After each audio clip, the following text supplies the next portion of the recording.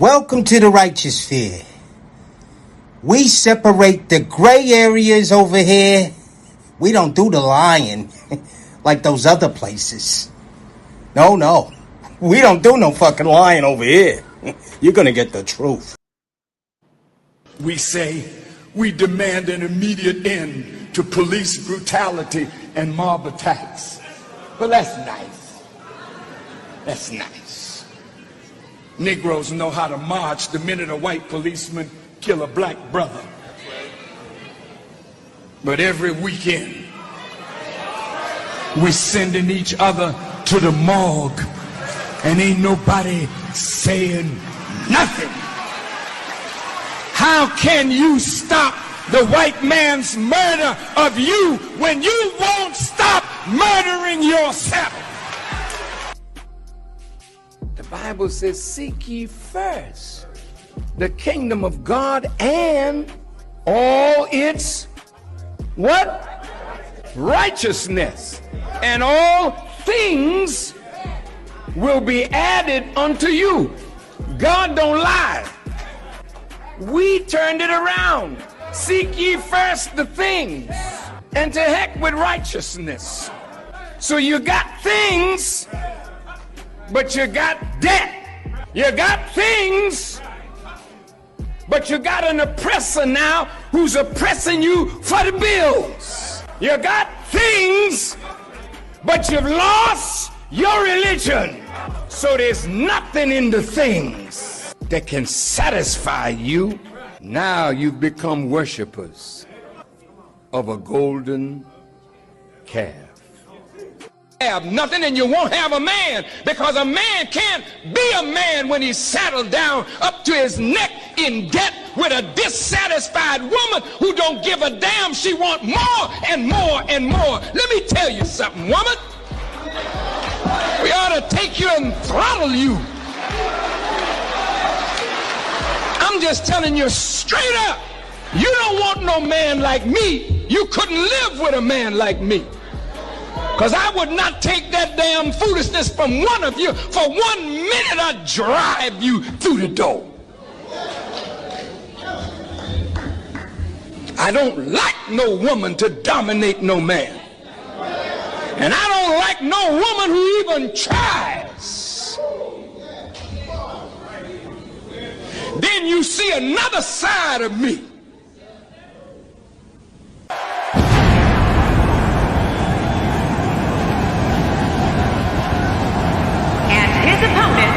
Accompanied by Ross Mann from Harlem, New York, weighing in at 215 pounds, GMG Big Money. Oh, I can't wait to see this one. These two have been waiting for this one for quite some time, and to be honest, so have I.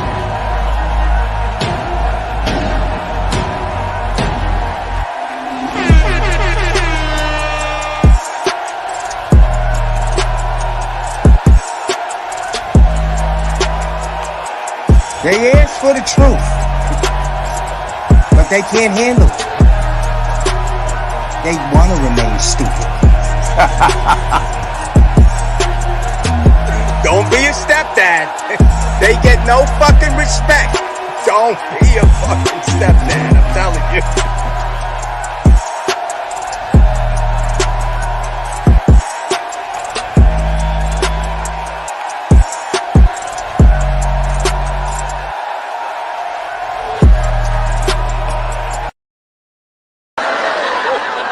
Hard truth about women's looks and men marrying them. A young and pretty lady posted this on a popular forum. What should I do to marry a rich guy? I'm going to be honest of what I'm going to say here. This was in the paper. I'm 25 this year. I'm very pretty, have style and good taste. I wish to marry a guy with $500,000 annual salary or above. You might say that I'm greedy, but an annual salary of $1 million is considered only middle class in New York. My requirement is not high. Is there anyone in this forum who has income of $500,000 annual Are you all married? I wanted to ask, what should I do to marry a rich person like you? Among those I've dated, the richest is $250,000 annual, and it seems that this is my upper limit. If anyone is going to move into a high-cost residential area on the west of New York City Garden, $250,000 annual income is simply not enough. I'm here humbly to ask a few questions. Where do most rich bachelors hang out? Please list down the names and addresses of bars, restaurants, and gyms. What age group should I target? What are most wives of the rich? Why are most wives of the rich only average looking? I have met a few women who don't have looks and are not interesting, but they are able to marry rich guys. How do you decide who can be your wife and who can only be your girlfriend? My target is to get married. Signed, Miss Pretty.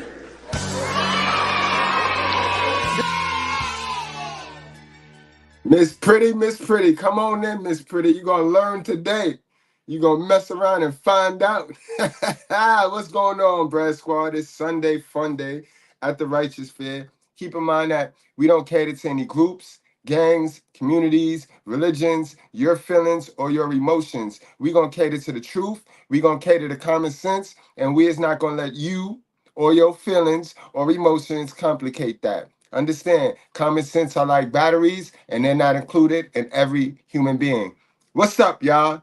We got a good one today. This is exactly why we ain't in them churches no more, because them churches ain't churches.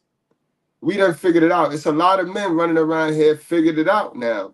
We know everything. We know that them schools is satanic. That's where they build the dummy, right? The schools is where they build the dummy. We know that them courts is where they destroyed the dummy. That's where they destroyed the dummy, right? And we know them churches is where they program the dummy, right? To keep the dummy stagnant and poor. Because the most religious countries, the most religious genders, the most religious races are the poorest. Look it up. You know, the ones that love to keep Jesus in their mouth, those be some poor folks. And Jesus ain't giving you no money. You know what I mean? Jesus will give you the idea on how to get you some money. And that's only if he know you going to use the money to help the people. See, a lot of y'all, he know what you're fitting to do with the money. This is why you can't get your hands on it. But yeah, church don't get down like how we get down, y'all. So skip that. It's Sunday. We here churching it at the Righteous Fair. And we got a good show for y'all guys. Y'all saw that intro, right? Y'all heard Miss Pretty? Let's get back to Miss Pretty. For those of y'all that just now tuned in, let's get back to Miss Pretty because we have an answer for Miss Pretty.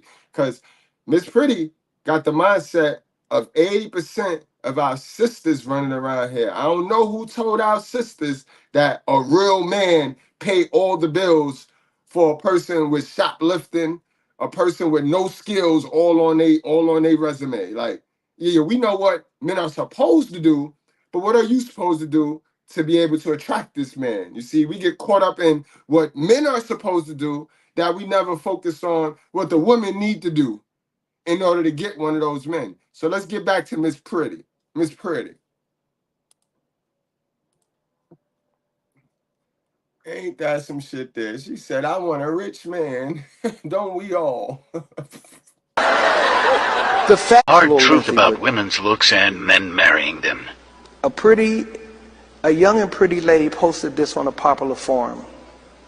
What should I do to marry a rich guy? I'm going to be honest of what I'm going to say here. This was in the paper.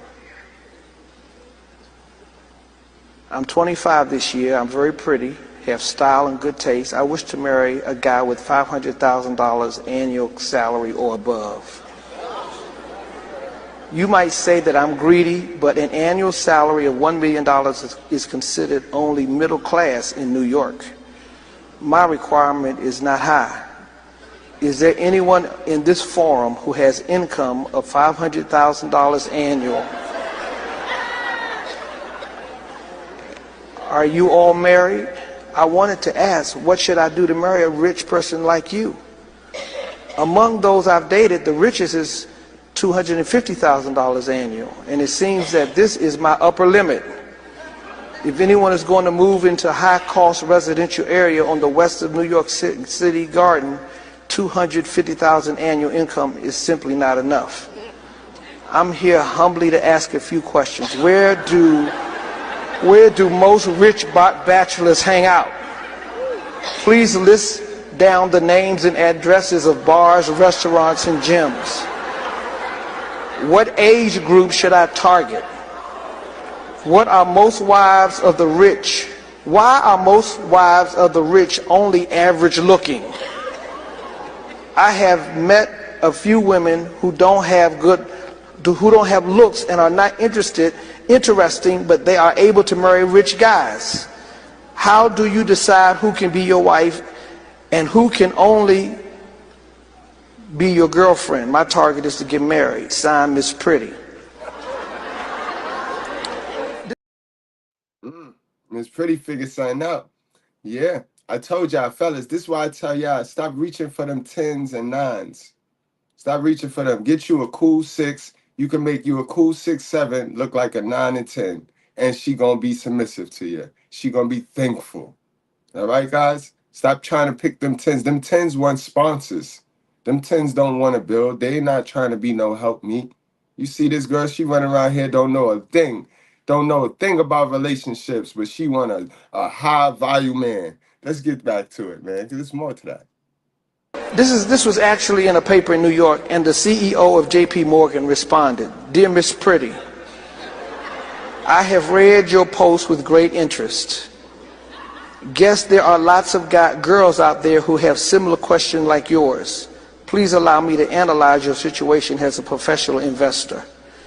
My annual income is more than $500,000, which meets your requirements, so I hope everyone believes that I'm not wasting time here.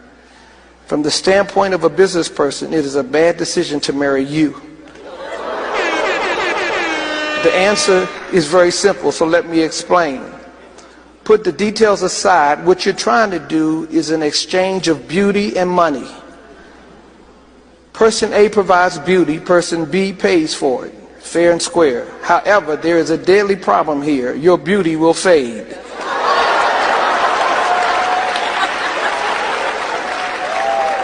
But my money will not be gone without a good reason. The fact is, my income might increase from year to year, but you can't be prettier year after year. Hence, from my viewpoint of economics, I am an appreciating item and you are a depreciating asset. You know what he talking about? You know what he talking about? Because it be these ones trying to be 10s that be wanting $100,000, $500,000 men.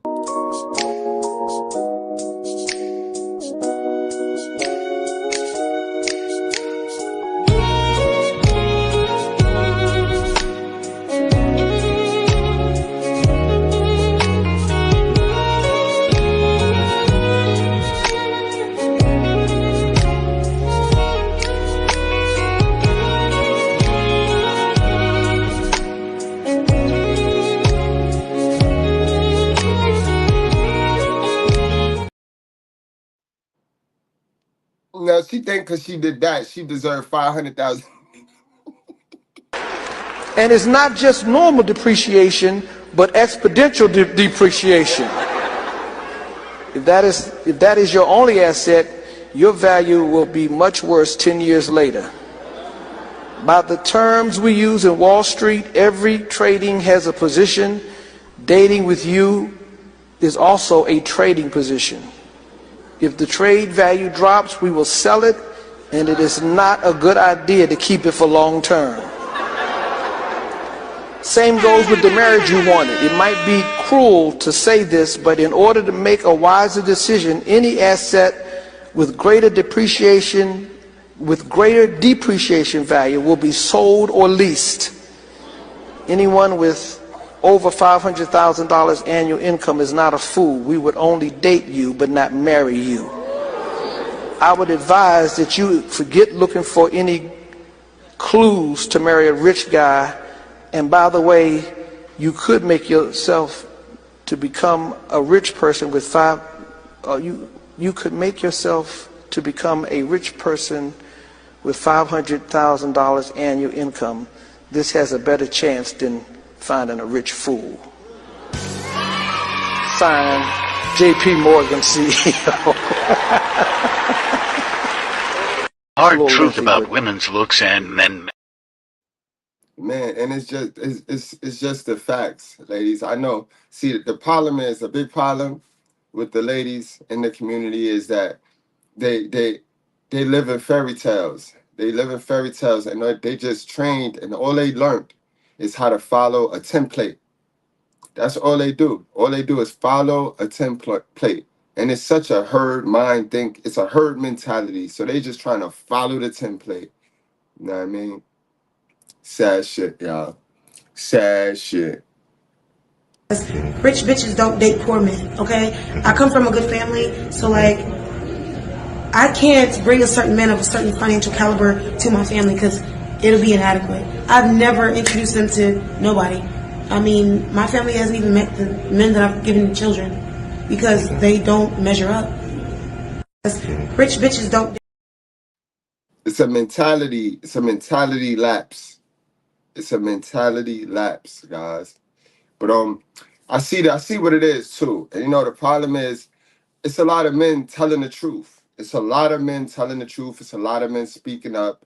So we finna go into a video where women asked men to speak. A woman asked a man to speak. And salute to accountable commentary. Salute to accountable commentary. Because like I was just saying, a lot of men is waking up. A lot of men is speaking up. And a lot of men, they telling the truth. These men ain't lying. But see, we live in a wicked society where you got to have all this and you got to have all that, which it makes sense, you know what I mean? But that's where my name is Mr. Goodbread. That's why I come in at. Because, you know, because if you look a certain way, you can't be telling the truth. So it be guys that be telling the truth, but because they don't look like one of these celebrities or they don't look like Pookie, you know, because Pookie is who the government hook everybody to like it. So I'm gonna need y'all to stop bashing Pookie. It's not Pookie's fault that the government programmed the women and society to his image and feeling a way about his image for their money. Don't be beating Pookie up like that. But you know what I'm talking about. Dudes come how they are, and they tell the truth, just like how the church say. You say come as you is, right? Right? You're supposed to come as you is. So men has came as they are, and they're telling the truth. But because they don't look a certain way, because they don't sound a certain way, because they're not married, because a lot of men have not found a virtuous woman, it's what they saying is not facts. That's where I come in at. My name. Yeah. That's why I come in at, because I see what's going on. Men is telling the truth, but these women ignore the truth because of the look. So when they ask you, let's talk, are they really telling the truth? Do they really want to talk to you, or do they want to play with your intelligence? Think about it. You know what I mean? But we here now. My name is, you know what I mean?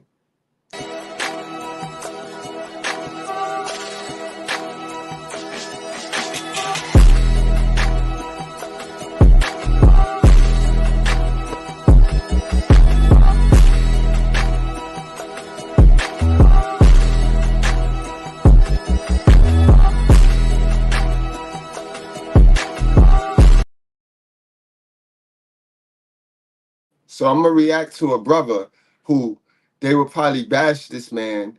They would probably say, "Oh, he hating women," or you know, the same stuff they try to stick on me. You know what I mean? But we're gonna react to this, and I think he's spot on. I know he's spot on, and because I have the results, and because I look the part, everything he's saying is facts. Everything. You know what I mean? Let's get it. Salute the black men. I want y'all to watch this. This is a show where they're gonna ask what men wish women knew, right? And she's going to have some dudes up there, right? She's going to have some fellas up there along with her own husband, right? So let's get to it. This woman's name is Priscilla, right? Now you can hear in the dude voice and the brother voice that he a little husky, he a little big, you know what I mean? So they don't respect that, like, oh, he unhealthy. So it's like his truth wouldn't matter. And this is why a lot of dudes is hiding behind the camera and they're saying good shit. If women tuck their pride and ego and stop looking for ways to disqualify, you know what I mean, disqualify the person telling them how to correct their bad behavior, women will fix this shit. Black sisters will fix this because the information is out. This shit'll get fixed tomorrow. But again, men got to do all this extra shit before he can tell the truth. He got to hide behind the fucking, you can't, we here now. My name is. Let's get to it.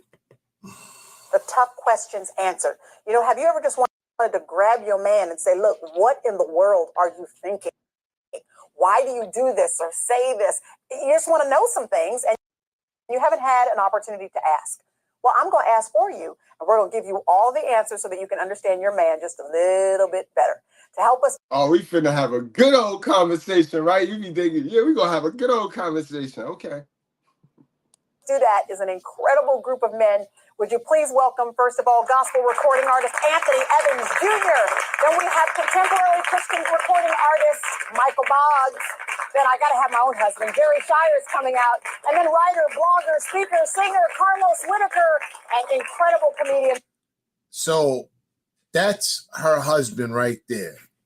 You don't find that suspicious? Give her a hug or anything. You don't find that suspicious? Notice that, right?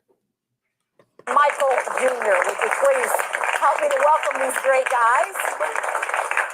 Well, y'all, thank you for being here. Absolutely. I feel a little bit outnumbered, but I'm very, very excited. Yeah, that's why you got your husband. That's why I got my husband, yes. I did invite my husband, and I want to tell you, it makes me a little nervous, Jerry, that you're a part of the show, because I don't know what you're going to say. Be nervous. Now, why would you be nervous? That's your husband. Yeah, nobody on this earth should know you better than him. And likewise, you shouldn't know nobody else better than you know him. So why should you be nervous? Yo, this why. Be nervous? I should be nervous. I should also mention that Anthony Evans is my brother, so I drug him onto this program as well. But I think we're going to have a whole lot. You don't find that suspicious? Well, you don't find that suspicious? This is going to be a lot of fun. Okay, we need to know your marital status, and if you are married, how long you've been married. You start. How in love are you with your wife? I adore my wife. Okay. How long you been married, babe? Why have your husband on the show, bro? Why, sis? If you really want to be productive, if you really want to have a productive conversation, why have your husband on the show, bro? Man, already with the dumb shit. Already, bro. Mind you, guys, all of these is Christian men or religious men. They are part of the religion, that business. Going on 15 years. Going on 15 years. How about you? 13 years. 13 years? Yeah. Okay. Yeah, 9 years. 9 years? 9 in a row. So, 8 years. 8 years, okay. And our sweet Anthony. I'm the single guy. You are the single guy. A very handsome single man, absolutely. I might add. So you're going to give us a lot of perspective because there are single women who do want to know some things about the single guys around them. So we're going to ask you lots of questions as well. Okay, the first thing I want to ask you guys, I want to get your perspective on what you think some of the assumptions are that women make about men that you think are completely inaccurate and they just need to get over it and move on. What are some of the assumptions you hear from women or that you suspect that women make? Or maybe your wife made it. Now, this is where it's a problem because you asking good questions. Your husband, now we're going to see how real. We're going to see how much your husband could get to talk when y'all in your real relationship because now we're on TV. About you before you got married and you proved it wrong. I think right away. One of the first things that at least I fall out of the stereotypical what women think male. There was a book called Men Are Like Waffles, Women Are Like Spaghetti. But I am the most spaghetti male on the planet. What do you mean by that? What do you mean by that? But what I mean by that is that I think You don't men find that get put in this suspicious? category where we are just You don't find that boxers. We can only think suspicious? about one thing: sports, sex, whatever that might be. But I can think about sports and sex at the same time. So yeah, it's amazing. So it's spaghetti, you know. So I think that, you know, but we're not so one dimension. You know, we can think about more things than someone. All right. Okay. Yeah, like for instance, sports, and sex. Yeah. So we can think about other stuff. Yeah, you know what I'm saying? absolutely. Yeah. So. Any other assumptions that you think women make about you that's just not accurate? They think we don't talk. Well, you kind of don't talk. This is a great place for us to start off this conversation, actually. Welcome in. I'll have you with that. And what's your name?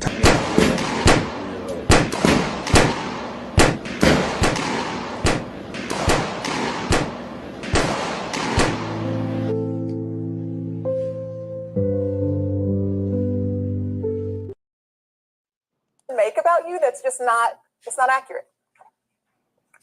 They think we don't talk.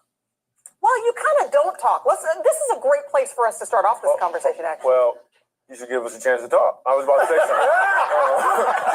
something. Exactly. Did you see that? Didn't even let him finish. Nope. And he did, they don't let him talk. Nope. If men, this is what, let me tell you something. This is what women don't really want. They really don't want men to talk. They want to talk. See, talking to us, talking means, you know, two people with dialogue. Keisha, talking means listening to her. That's what talking means. That's all it means. Talking with Keisha means listening to her talk. When you start talking, she's not interested in it. Why you think a lot of black men, when they come home, they can't stand having interactions with their wives? Because they understand that once. And y'all fools, yo. Because why did you get married, bro? You got married for that automatic access to that fish hole. And you don't even have automatic access to the fish hole. You a dummy. You a whole dummy, yo. I'm sorry, yo. I love you like cook food. Thank you for watching and supporting me. But you know you're a dummy. You know you're a dummy, boy. Yeah. All of that to then be like that in the marriage. Why did you get married then, bro? This is why you don't hear no men in a marriage, right? Running around here talking about, young man, you should get married. That's the best thing I ever did. You'll hear women jump on the chat channel like, oh, I got a husband. But their husband will never be like, sir, you should get married. They start, you know, sitting down and having a dialogue, it will not become a dialogue. They know that. They know that as soon as they sit down and start talking, it's only going to be about her job and what she got going on and her career and what issues with her friends. Is not going to be anything about what you're going through. And if you even get a chance to talk about what you're going through, it's going to be a minute and a half of what you've been through and about 40 minutes of what she's been through. That's a fact. I don't care how he look. I don't care how he sound. If you can know him all you want, the person that's dialogue or commentary, he telling you a fact. That's a fact. That's a fact. He might not have, you might could disqualify him however you want to disqualify him. But the information is a fact. What talking is to them.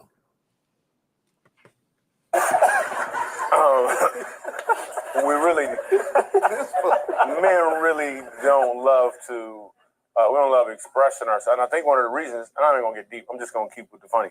But as a child, we're always told, no, get deep, because y'all grown-ups, and we are supposed to be able to have grown-up conversations. So you've been taught that you got to pander to these women. You already been taught wrong on how to deal with a woman. This is why women don't believe in no truth now, because every dude that needs something from them been taught how to pander and laugh it up with a stop laughing. Y'all having a serious conversation, bro. Don't keep it jokey. No, no, no. Tell her the truth. Tell her the truth, sir. That ain't even your wife. You should have no problem telling her the truth, bro. The fuck? Not to cry, their dads don't be crying, don't do this, don't do that, don't act like a little girl. And then when we become men and we get married, then the wives are like, why don't you talk to me? Mm-hmm. Because I've been quiet all this time. Now you want to talk. Yeah. So I think, told you that last part wasn't going to be funny. It was a little deep. So maybe it was just me. No, I think that's an important question because honestly, communication is one of the main questions that I got from women who it's just on Twitter and Facebook and everywhere. I said, what do you want to ask about? And mostly what they want to know is how do they get you to feel comfortable opening up? Because, for us, intimacy involves conversation. It involves you listening to us, but us also knowing what's going on in your heart and in your life. What can your significant other, whether it's your girlfriend or whether it is your wife, what can she do to cause you to desire to talk to her? I think sometimes having a conversation where you're actually doing something and the pressure is not just like, let's sit down and talk. Yeah. You're like, that's all I have to say. Thank you. Something like sports or sex or something.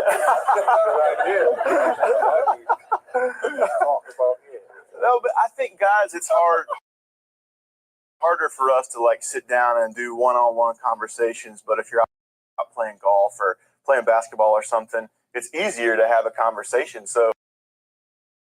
And I take it that White Bread, he fuck with Keisha's. I take it that White Bread fuck with Keisha's. You know what I mean? If White Bread fuck with Keisha's, then he have a reason to be up there. But if White Bread don't fuck with Keisha's and he's trying to connect this conversation to the White Bread girls, that's gonna be a little conflict of interest right there, straight up. So sometimes I think even with my wife and I, it's easy for us to go do something and the conversation's a little bit easier because there's not quite as much pressure. Do you think maybe she needs to do something that you enjoy doing? She's not taking you out shopping if that's not your thing, something that she wants to do, but she's coming into your world and participating in your world with you. Absolutely. What she can't do is First of all, this is the reason why, Brad shouldn't be there because Brad don't have the same issues with Becky that black men have with. I just said that, but that's not necessarily true. You don't know. If Brad messed with Keisha like a lot of Brads in New York City do, then he have a reason to be here in this conversation, bro. Keisha. He does not. I don't know why dudes be trying to push that narrative, why they try to push that, that thought process onto other black men. No, you don't. That's the reason why you got these wannabe Brads running around thinking that. Bro, but you got to understand, because you isolate yourself to only using one option of women, that don't mean everybody else do that also. And see, this how niggas get themselves disqualified. And then because of his theory on this particular reason right here, they will try to disqualify what he's saying. I'm gonna let you get it. That's how you feel. You know what I mean? We at the Righteous Fair agree to disagree with you on this part. I get what you're saying though, but you not understanding if Brad, like Keisha, if some Brads is addicted to giving their money to Keisha. Don't hate, bro. Him and Brad is the same. No, him and Brad still has Becky under his leadership. Becky's still under his leadership. 54% of them are still married to Brad. 54. That's a fact.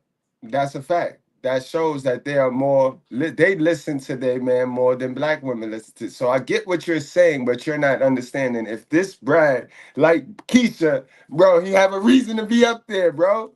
What the fuck? They don't give Brad this pushback. It's easier to talk.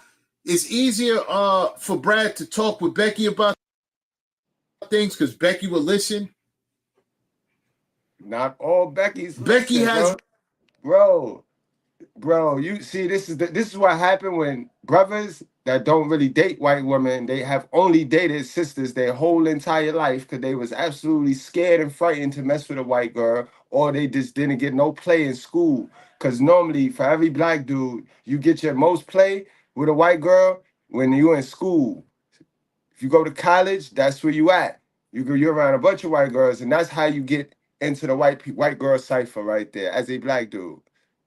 The good white girls, the snow bunnies, not the snowmans, because y'all fucking around. And I hope we yeah, that's a whole nother video. Because y'all niggas go down south and pick the snowman. We talking about the snow bunnies, y'all. y'all gotta broaden your horizon and you won't be so one-dimensional. But I get it. You're not totally wrong, but you're wrong.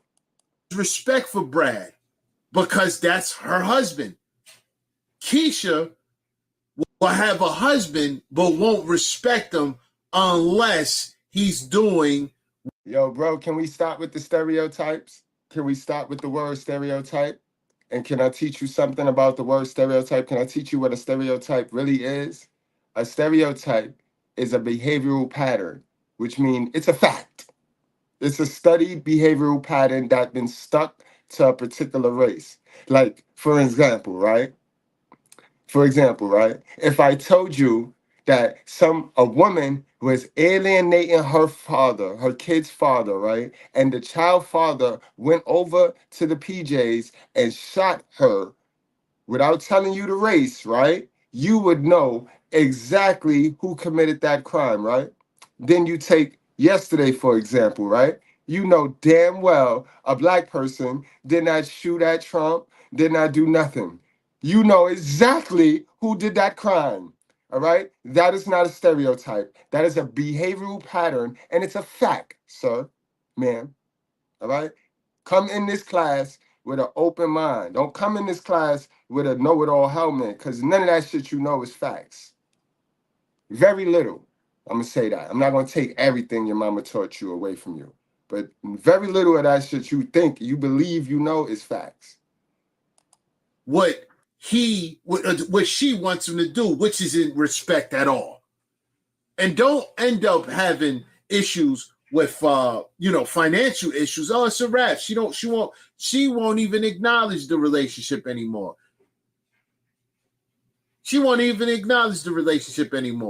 She's looking for the next guy while she's married. We done seen that. So I don't really understand why these brads be in these conversations when the dynamic is totally different. We got different history. We got different we come from all that is true, but you talking like the reality, not that they get damaged in court. White people get destroyed in the family court. Man, you talking like you see, this is what I be talking about. People that don't do their work, they research, they don't be knowing what they talking about, bro. They don't be knowing what they talking about all the way. You know what I mean? It's heresy where you got a little bit of truth and then you got your agenda. You sprinkle your little agenda and your feelings and your emotions in it. Come on, bro. Just get back to the video, please. A different environment. It's not the same at all. Not even close. So I don't know why he's even there. Why is he there? You can't use the phrase, "Can we talk?" That doesn't work. We don't nobody want to hear that. Just start talking casually or something. Don't just say, "Hey, we need to talk." Oh snap! What did I do? What just happened? I'm in trouble. Babe, you have anything to add to that? I think that's great. Yeah, because that statement to a man, I think, is just a thing to shut down. We're like, okay, all right, let me prepare myself. What is it now? Yeah. So yeah, I agree with that. Get involved in your world and just kind of naturally have that conversation. Yeah. All right, I want to talk to single women first. We're going to start out with single women, and there's some things that they want to know about you. But first, I want to ask you, particularly you, Anthony, but all of you, because you're going to have a response to this. I want to know, what is most distasteful to you about a single woman? What might she be doing, thinking she's attracting you or bringing good attention to herself that to you is just not, there's nothing attractive about it and actually causes you to run in the opposite direction? Being overtly. Damn. Oh. Damn. 3. They all the same height. Right. They all the same height. Right. Oh, see that? No.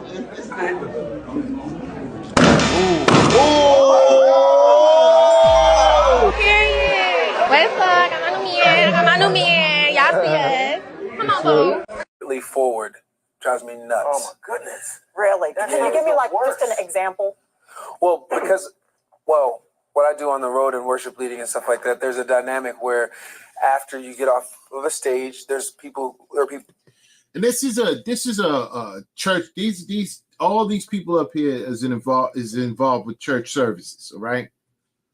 These people up here, you got gospel recording artists, you got people with ministries. This is that whole group right here. So let's hear what they have to say.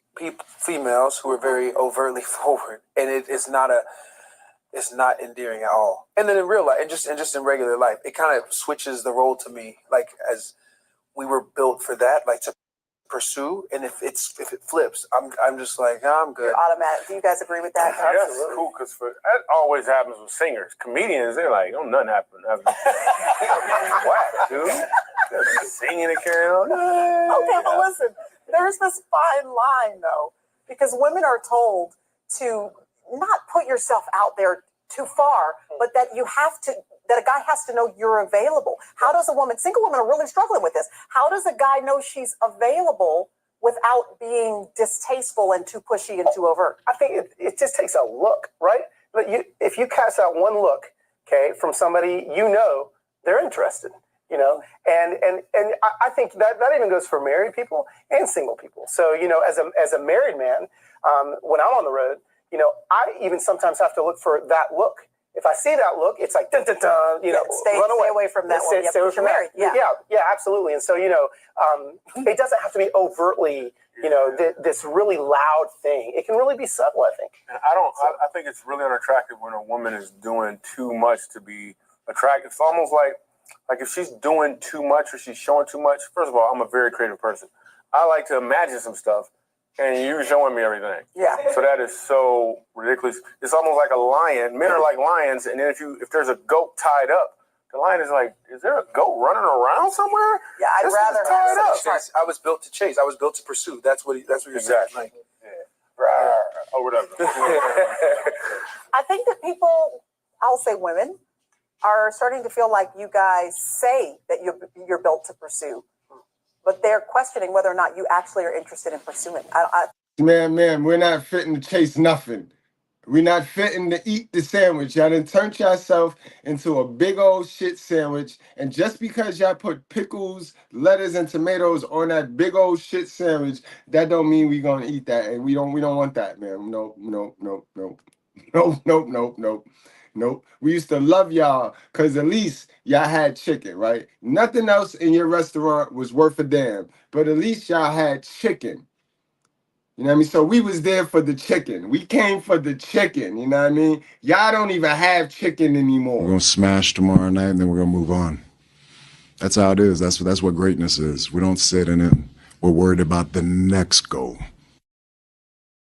Y'all done made yourself a whole big old shit sandwich, man. And then you sitting there like, what's wrong with y'all men? Y'all don't want to eat? Y'all not hungry? No, ma'am. No, ma'am. What you need to do is stop playing. You might have all these crusty, dusty musties tricked, but you ain't tricking us. I was built to chase. I was built to pursue. That's what you're saying. Like, or whatever. I think that I'll say women, are starting to feel like you guys say that you're built to pursue, but they're questioning whether or not you actually are interested in pursuing. I think a lot of women think that guys aren't interested in pursuing anymore, that they want someone to come knock on their door, because all the women are like, okay, the Bible says he who finds a good wife, but it doesn't seem like anybody's interested or looking. They were doing that, Keisha. They were doing that. You called them creeps. You called them thirsty. This is one of the biggest issues they have right now with men not approaching them. You called them thirsty. When they shout out to the brothers in the Patreon. Shout out to the brothers in the Patreon. Every time you turn around, you see me posting something when it comes to a black man, especially a black man trying to holler at somebody, try to holler at Akeisha. And what's the first thing she do? He don't even say nothing reckless. He just say, hey, good morning, have a good day. What's the first thing they doing? What's the first thing they doing? They posting their Cash App. You're thirsty.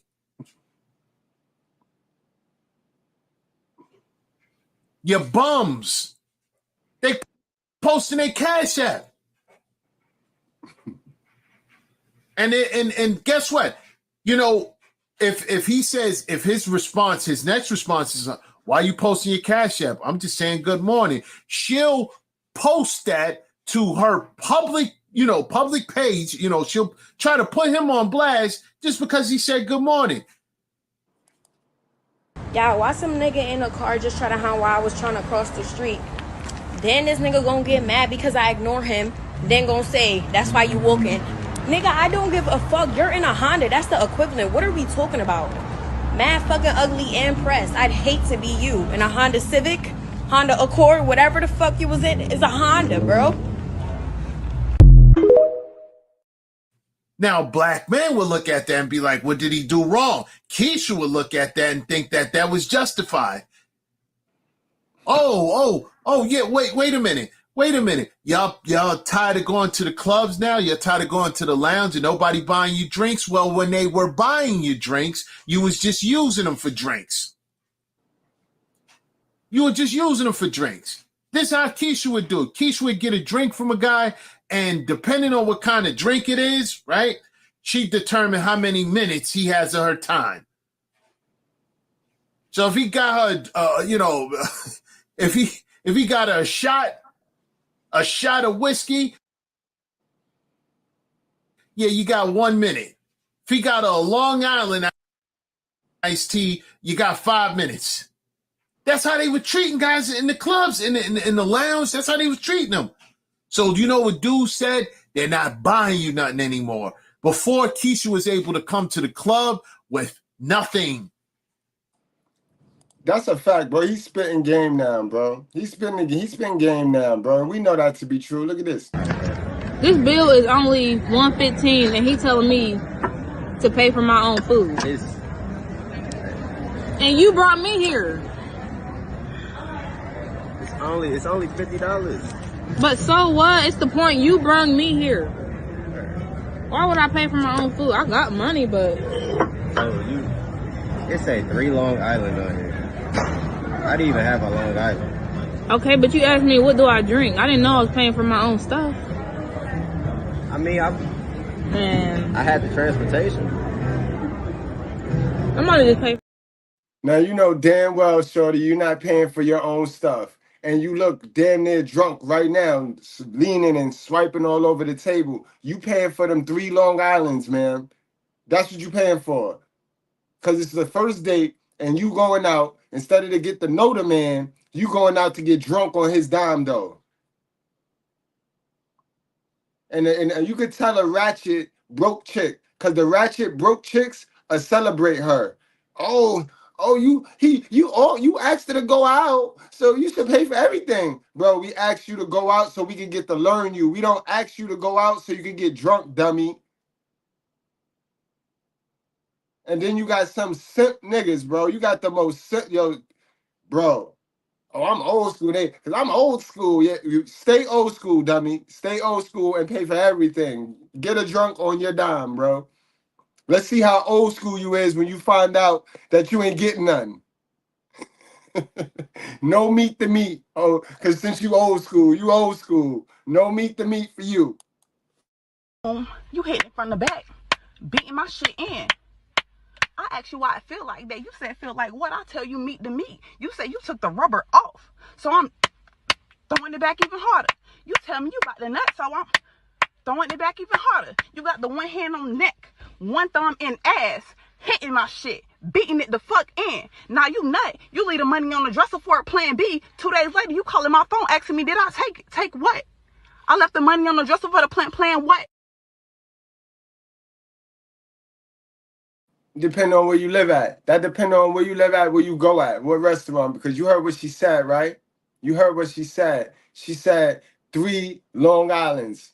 You want to hear it back? She said 3 Long Islands. So don't try to justify it because you one of them chicks that go out and order some shit that you can't afford. And you don't go out to get to learn men, you know what I mean, on their dime. You go out to rock out and have fun and escape your shitty ass reality on a man's dime. This bill is only $115, and he telling me to pay for my own food. And you brought me here.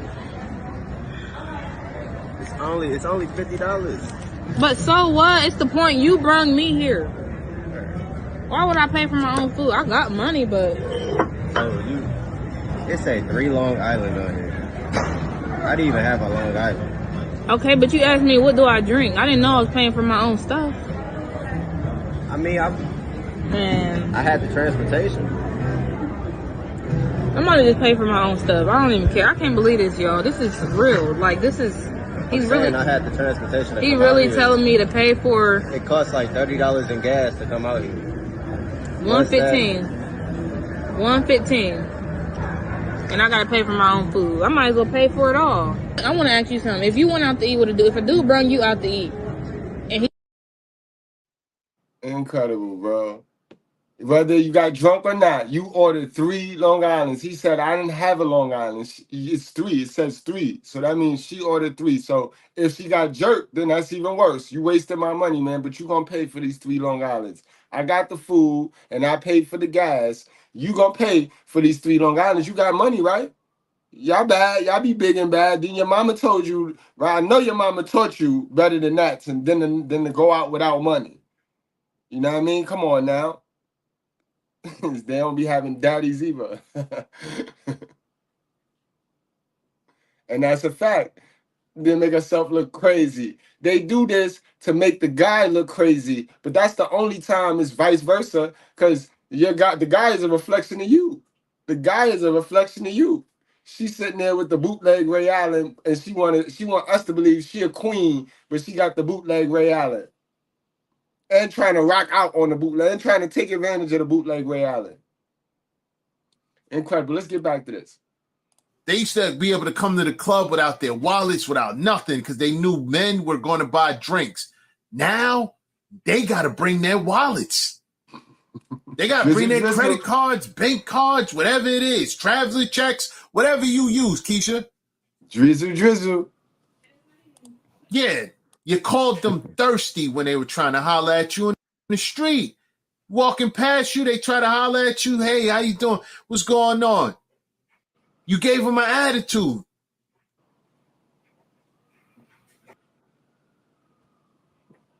So now y'all running around talking about, oh, how come they're not pursuing?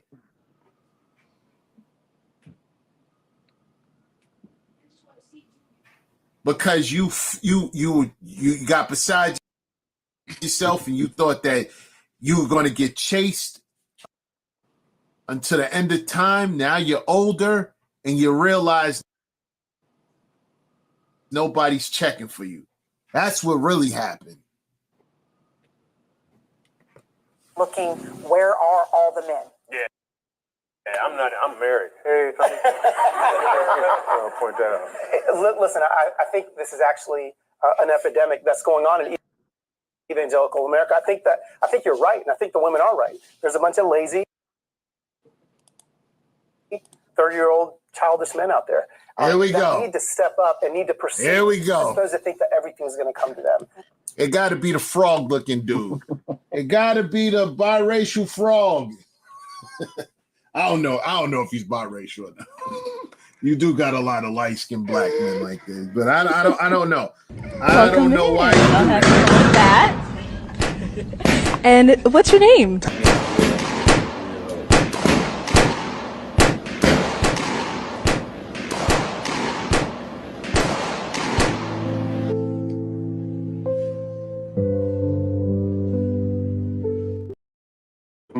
Yo, them churches, them groom some real good simps for the world, boy. Them churches, fellas, yo, you can do church in your own home. You can do church in your own mind and heart.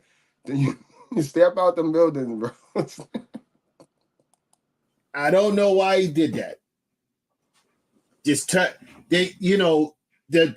it's the reason why nobody goes to the church. It's the reason why black men don't go to the church anymore, because of dudes like him. Dudes like him pandering to these quiches.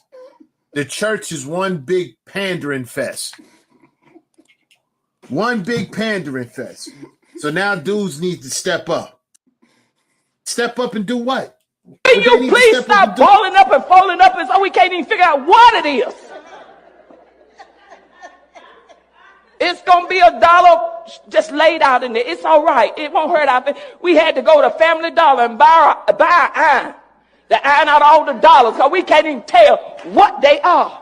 I work in the trustee ministry and we're trying to go to Golden Corral too. By the time we iron out all the dollars, everything is closed. And we don't even cook on Sunday no more. So just lay it in the plate. It's still going to be $1. Amen. Come on, y'all. Let's just get along. Come on. Help us out. Because we ushers. We ushers. Amen. We're here to serve you. And do what? Step up and approach these quiches? Huh? That's what they need to do? Keep getting humiliated. Keep getting talked crazy to. Yeah, get disrespected 9 times. Maybe the 10th time will happen. Yeah, be quiet, dude. There's a generation, I think, that's grown up that is expecting to receive.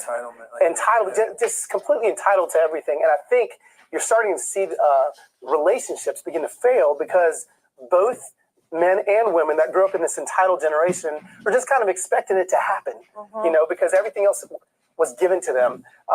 And so why would you not lead with that in your first statement, sir? Why would you try to just throw it all on the men? Like if men are not being raised by single mothers and the women are being raised by single mothers, no fathers in both their lives.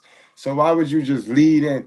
The church taught you that, right? They don't realize they got to actually put some work. What is he talking about? What was given to black males of this gen? What was given to them? That's why you can't have, logical black men up here, because they would have asked him, tell us what it is that black males are entitled. What's their entitlement? What are they getting? What has been handed to them that hasn't been handed to Keisha? When you start getting to that type of discussion, it start getting dark for them, because now you can't just say blanket statements. You got to actually tell us what it is that they're getting, because they're not getting anything. I don't know what he's talking about. Work into it. Is it like a circle though? Because if a man doesn't have to hunt, if it's already there, then he becomes lazy. And then women say, "Yo, they're not pursuing me, so I need to do more." And now he don't got to do more because they're pursuing him. I'm just saying it could be a little circle cracking right now. Where on the other side of that coin too, like when I hang out with college students and young adults or single guys, they tell me the exact same thing. They're like, "Where are all the good girls?" Isn't like, that crazy? So the women are wondering where the guys are. The guys are where the women are. Yeah, and it's some of the. Ain't it funny how you ain't want? I'm talking to the commentator now. You ain't want Brad up there, but Brad got more sense than a mother. No, man, listen, man. Man, listen. Brad ain't gonna pander. Eminem ain't pander. Tupac did. Tupac did all the pandering. Eminem ain't pander. We want Brad up there. Brad, he know about these quiches.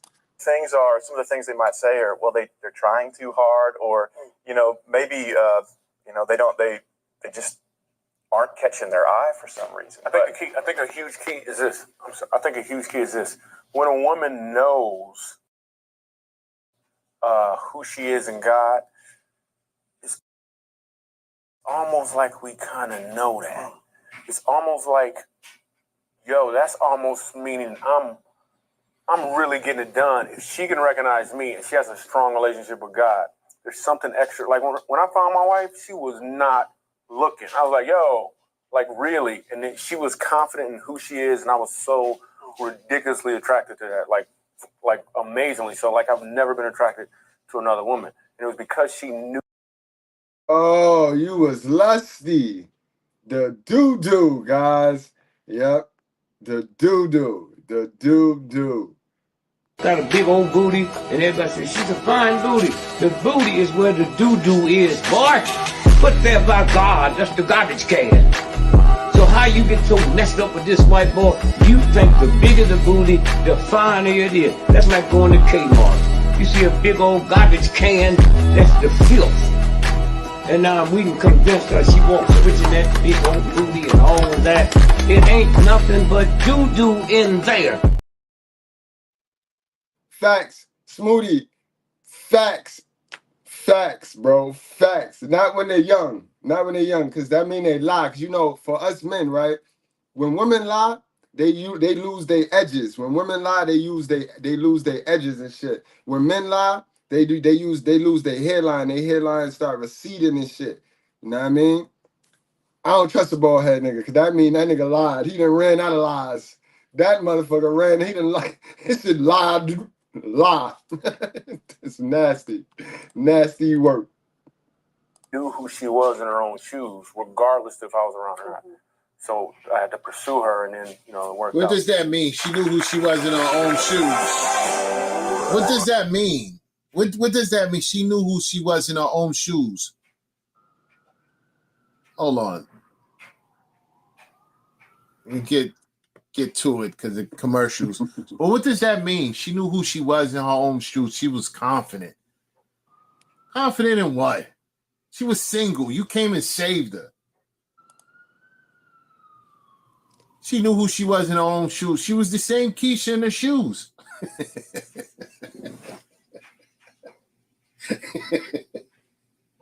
Hey, just be saying things, man.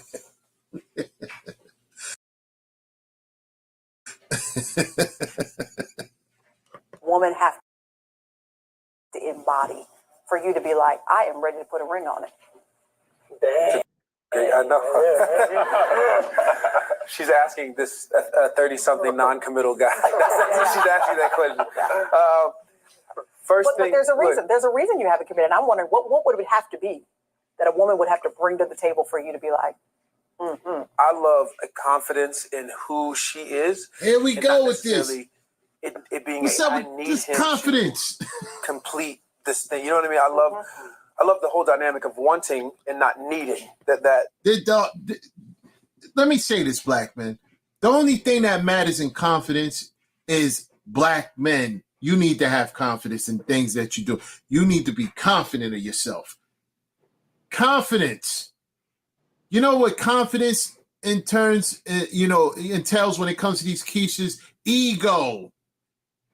Ego. That's the reason why a lot of what's going on today is because of Keisha's ego.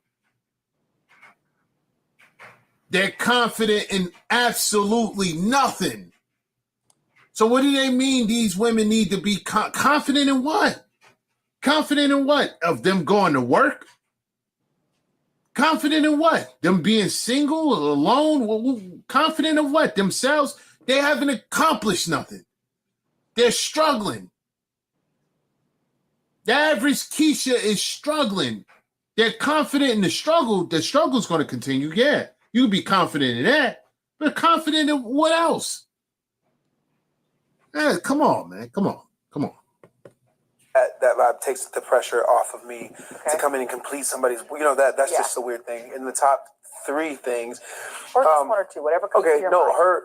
Her knowing who she is in Christ. I need that because I'm an emotional dude. Like I'm an artist, and I'm just That's okay with the fact now you don't go to the church. I'm just emotional, weird.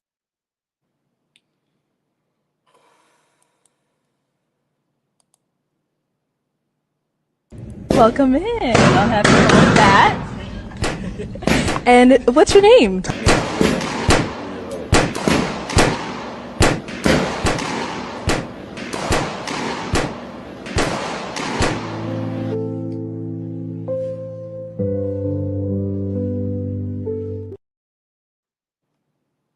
Most dudes. I need a consistent, like, this is who I am in the Lord, and I want to lead in that area, you know. But I need you to be able to stand on your own 2 feet spiritually. And if I'm having an off day, be like, yo, this is not. You know what I mean?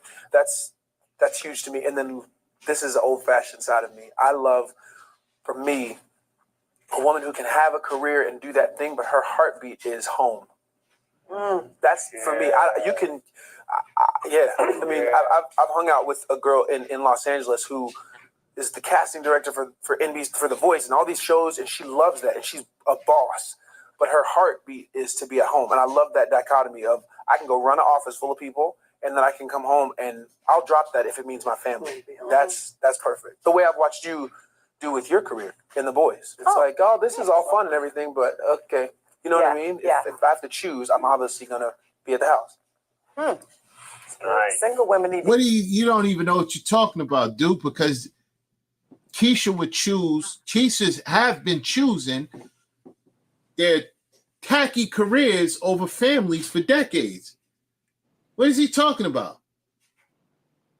That's the reason why they're in the situation they're in now. They go in debt, right? They go to college. This is why you don't listen. If you're religious, it is what it is. If you go on to church, it is what it is. What I'm saying is, when you listen to these guys that's in the church, they don't make any sense at all because they're around a bunch of Keishas in the church, right? It's not really. You go to the average church, there's not really black men there, especially black men on the move. They're just not there. They understand what the church is about right now, right? But the thing is, when you talking like this, right, you don't understand the world. You don't understand where you at. Keisha's been choosing their careers for decades over families, and this is the thing. They make these horrible mistakes by going to school.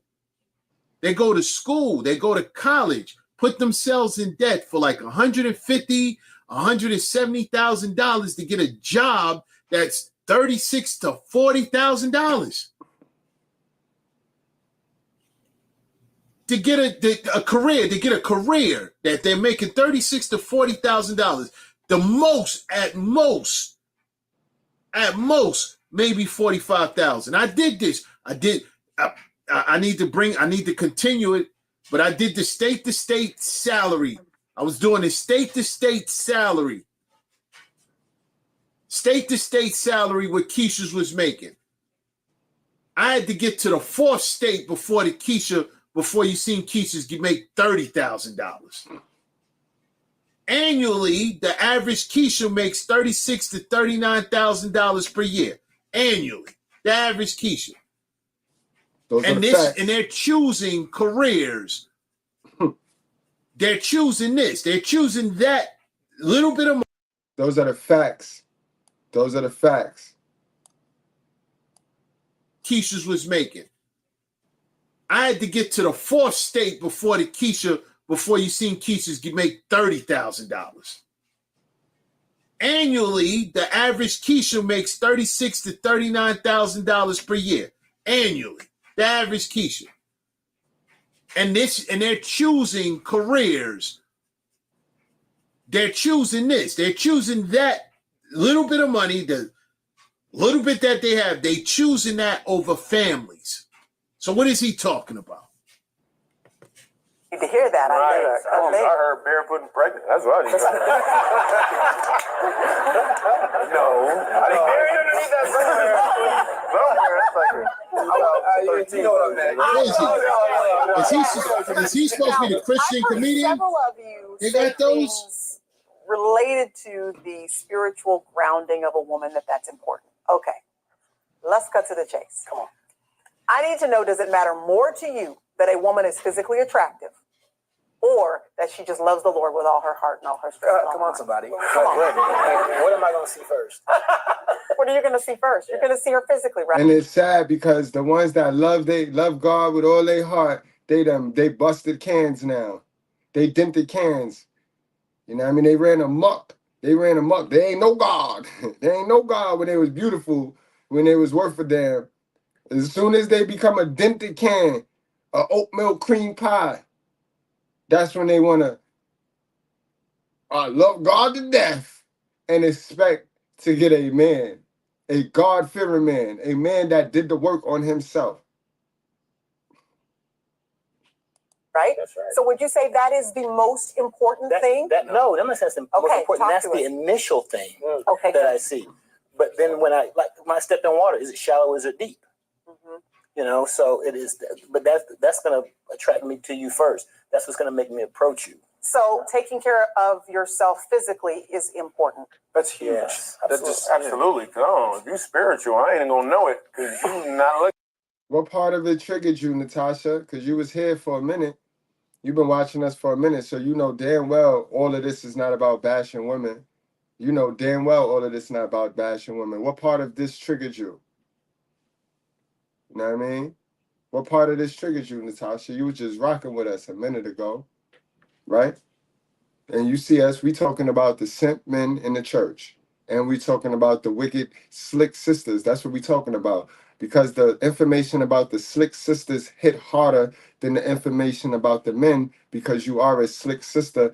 That don't mean we just bashing women over here, man. It just meant hit dogs holler. And I touched on something that you thought you had buried in your heart.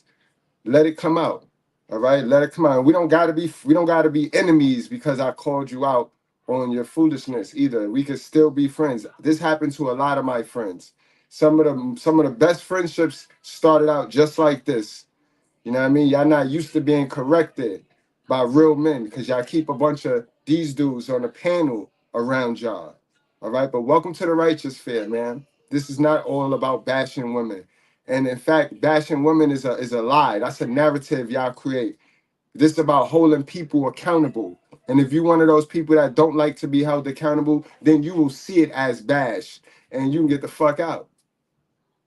Because ain't nobody asked you to be here. Remember? Looking good. No idea. From a distance. Right. Okay. So, Michael, what first attracted you to your wife? This is a true story. I was actually leading worship in a church, and she walked in the back go door sing it again. while I was leading, and I thought, man, I would like to meet her. And I was, focus on Jesus. Shout to the Lord. Oh, what? Look at these goofies, yo. And this is why they be in the church. Remember I told y'all in the very beginning, women, they are playing this game by a set template. They are following the herd. And there's dudes doing it too. Look at these clowns. Look at these goofy Christians. Are they carrying themselves as gods? You know what I mean? We are all carved in an image after us. And these dudes, they are there. They are at the church. They get constant reminder of this. Do this look like men? Do these look like men, bro? Look at them. Oh, praise the Lord. Amen. Tell you, he coming back to them first. He gonna come see them first. Taking care of yourself physically is important. That's huge. Yes, That's just absolutely. If you spiritual, I ain't gonna know it because you not looking good. No idea. From a distance. Right. Okay. So, Michael, what first attracted you to your wife? This is a true story. I was actually leading worship in a church, and she walked in the back go door sing it again. while I was leading, and I thought, man, I would like to meet her. And I was, focus on Jesus. Shout to the Lord. Oh, what? It's true. It's So true. she just kind of caught your eye. She did. She really caught my eye, and it wasn't until a few hours later, her aunt actually introduced her to me, and I got to talk with her a little bit, hear a little bit about who she was. That I was kind of like, "You're interesting to me," And then she wouldn't give me her phone number, which made me even more interested. Can we talk about that? Can we talk about that? That whole chase thing. It's almost like playing. She didn't say, "Here's my Cash App."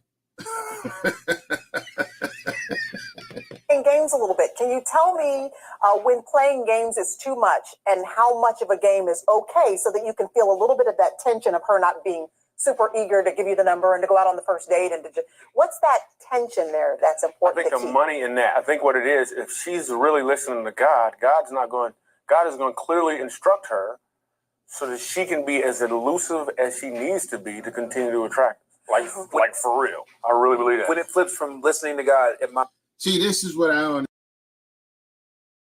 Hold on, before you eat, bro. Did he just say God gonna instruct her to play games and keep running? God gonna instruct her to keep running? God don't instruct women to run or none of that. God instruct women to pour into them. That's the major thing right now. Women need to pour into them, and they need to unhook from the herd mentality, and they need to start listening to God. Turn the music off, getting the idea, and put the footwork to the idea that come into their mind when it's quiet and it's silent, and they're in prayer or they're in meditation. Those ideas that come when the music is turned off, that's God talking to you, man. Y'all be missing y'all blessing, and y'all be missing that because y'all can't go without the music. You do everything with music. Clean up, music on. Go to ride to work, music on. Y'all do everything with that devil music. So you never let God in to give you an idea so that you can stop playing like a victim. The devil got y'all out here acting like you got to be a victim for something. So now y'all stagnant. That's the problem. What are y'all talking about? Shit's sad, bro. Niggas don't even. But this is what happened when you raised by a woman in a delusion. A delusional person cannot teach you no realism. A delusional person gonna teach you how to be delusional. It's just like a dummy. A dummy cannot teach you how to be smart. A broke person cannot teach you how to be rich. And then these parents would these mothers would stick their hands in their pocket talking about, I ain't raised him stupid. Your son's stupid, man. He got it from somewhere. This is what happened too when you're in a society that want to raise everybody to believe only men do wicked shit. Only men are the evil. Only men do bad shit. The women do good stuff. All the women are good. The majority of women are good. It's the men that's bad. This is what happened when the daughters get taught that, the sons get taught that. Niggas walk outside and be delusional to reality. Understand about these guys. These guys are in church. These guys are in church. God, if you do believe in that, God is not supposed to instruct her. God is supposed to instruct the man. And that's a fact. And it's not a bash or knock to women. You know what I mean? Because women, and you know why, Niche? Women is incentivized to stay stupid. Women are incentivized to remain dormant. You know what I mean? So, you know what I mean? Think about it. If somebody's going to give you something to not have to work on yourself, you're going to always think it's the next person. You know it ain't you. It ain't me. Shit, somebody giving me something, so it ain't me. I ain't doing nothing wrong. I'm surviving. And that's what it is.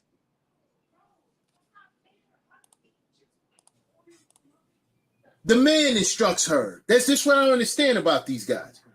What do you mean God instructs her? If you believe what you believe, right? It's the children. It goes up. It's the children. No, you're about to do backwards shit, bro. It's God, man, woman, and child, bro. She supposed to follow you. You is work. You submitting to God. She submit to you, and then them kids are listening to her. Once any part of that chain is broken, nobody gotta follow. Nobody gotta submit to anybody. Period. So if you ain't submitted to God, if you ain't turned yourself from Adam to Abraham, forget about it, all right? All you got is Liliths and dumbass Eves in your future. You will never find a Sarah. It's the wife. It's the husband, and then there's God. And it trickles down. This how God instructs the husband instructs the wife instructs the children. Facts. And it's not some. Let's stop playing. Let's stop playing more. It's not some. Because if it was some, then the generation wouldn't be so fucked up. It's the majority. Think about it. You know what I mean? It's not some. Because if it was some, then some of the generation would be fucked up. This generation is messed up. it's messed up. So it's the majority of mothers. So I don't understand what they're talking about when they say God instructs the women. If they believe this, if this is what they believe, you're in church. You're in church. Read your Bible. Right. In my mind too. Read your Bible. The Bible, basic instructions before leaving Earth. Read your Bible. Man, yo, you can tell our message is penetrating. Our message penetrating. More and more people starting to sound like us, talk like us. They just can't show themselves because they don't got the results, the God-given blessings that we got. The stuff that once people get to arguing with you, once these po folks, these po jealous folks get to arguing with you, you could back it out. Black out. And then there's no argument. You could debate with the truth. You could debate with the facts. Because if I got the results you want in life and you don't got that, you can't tell me nothing. Bible. I'm going to manipulate the scenario and get him chasing me. I can feel that change. I can feel that whole, like, I'm going to wait, I'm just going to, I can feel that the whole, like, watch. I'm going to play with it. When that play thing starts, I'm like. And I think, games are fun. Let's just be honest. Like, as human beings, as you're dating and then you're married, as well. And so, you want to be able to chase a little bit there, and one of the tricks that, this is quite embarrassing, but I'm going there. Listen. I was 16 years old, and my dad is a Southern Baptist preacher, and my mom is the preacher's wife, and I just kind of saw them as this. And I remember going downstairs once, and I came home from school early. I was sick, and I picked up the remote, and on the back side of the remote, there was a note from my mom to my dad that says, "How you gonna know the destination if nobody told you where you had to go?" He is an alien, though. You see his big old head. But Layla, how did you know the destination? How did you know the destination if nobody told you where you had to go? So that when that car makes the turn, when the car you following, when your parents when you leave your parent nest, how you knew how to get to that destination?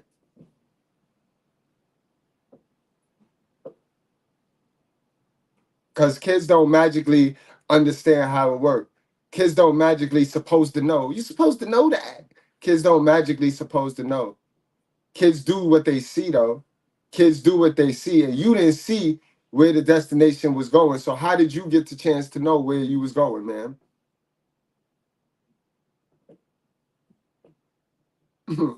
Y'all be thinking y'all so cute, bro, but y'all not. You're not. Bald head, but not cute.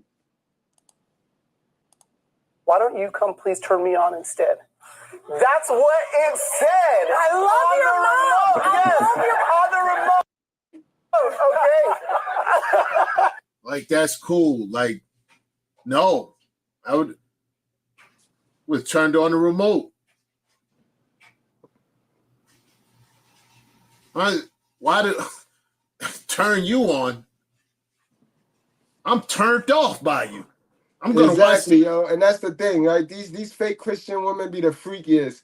These fake Christian women have the most sexual immoral in them, yo. They are sexually immoral, guys. Don't let them fool you. These religious Rondas, they be something else. That's why they running in the church, because they think God gonna save them from them whole secrets. But these Keishas is something else, man. Y'all know that to be true. Remember? It is story time. This is my first time reading this, so brace yourselves. I thought the grass was greener at another woman's house, and I foolishly left my wife for a month. My wife told me if I attended the Wednesday night church with her, I could come back home. Church was packed. The preacher, don't worry about going to hell. All the devils are here, and we're exposing these devils tonight. I should have bolted the door, but my wife wanted me there. Oh, I'm sorry, bolted for the door, but my wife wanted me there. The choir sang a haunting song, "Truth cleanses the sin away," In parentheses, what the fuck? Now I knew why the church was packed. In therapy, you sit in a circle and tell your dirt. At Pastor's Wednesday Cleanse, your significant other tells your dirt. My wife testified about my affair and I felt so low. I wanted to melt in a puddle and slide under the door. I apologized with tears streaming down my face. She forgave me and I asked the congregation to pray for our marriage. I felt cleansed until 2 women accused my wife of sending nudes and offering blowjobs to their husbands. The men turned her down, so she didn't apologize. A 3rd woman called her man with my wife. During that woman's testimony, my wife shouted, "It ain't your turn, Brenda." Then my wife stood up and left, and she refuses to discuss this. Advice. Wait.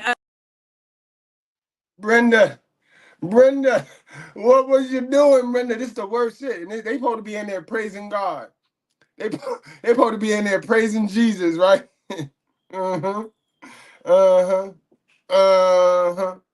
They ain't built for it. They ain't ready. Somebody out like they better off without you, man. Let them go. Especially when you know you pressure. It's either gonna make a diamond or it's gonna bust a pipe. And a lot of times, man, that pressure be busting a pipe, man. You be too much pressure and people don't even know what to do with you. That's what it really be, man. People don't know what to do with you. You be too much for them. So what they gonna do? They gonna go get something basic. They gonna level down. They supposed to be trying to level up, but they go level down. They don't know how to take you. They don't know how to handle you. They don't know what to do with you. They don't know how to love you. They don't know how to build with you. They don't know how to get money with you. They don't know how to understand you. You too much pressure. They be knowing they be in over their head, man. You pressure, man.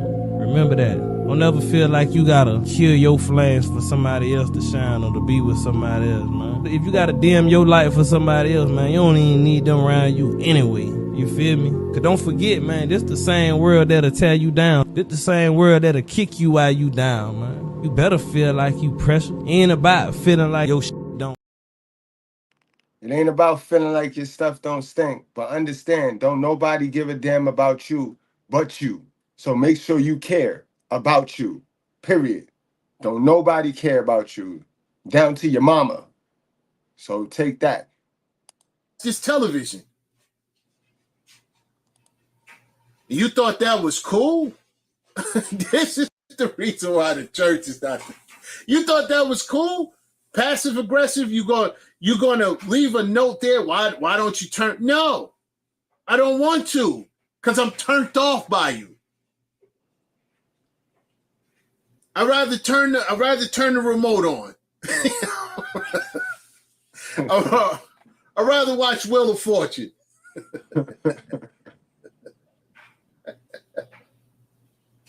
I'd rather watch Hollywood Squares.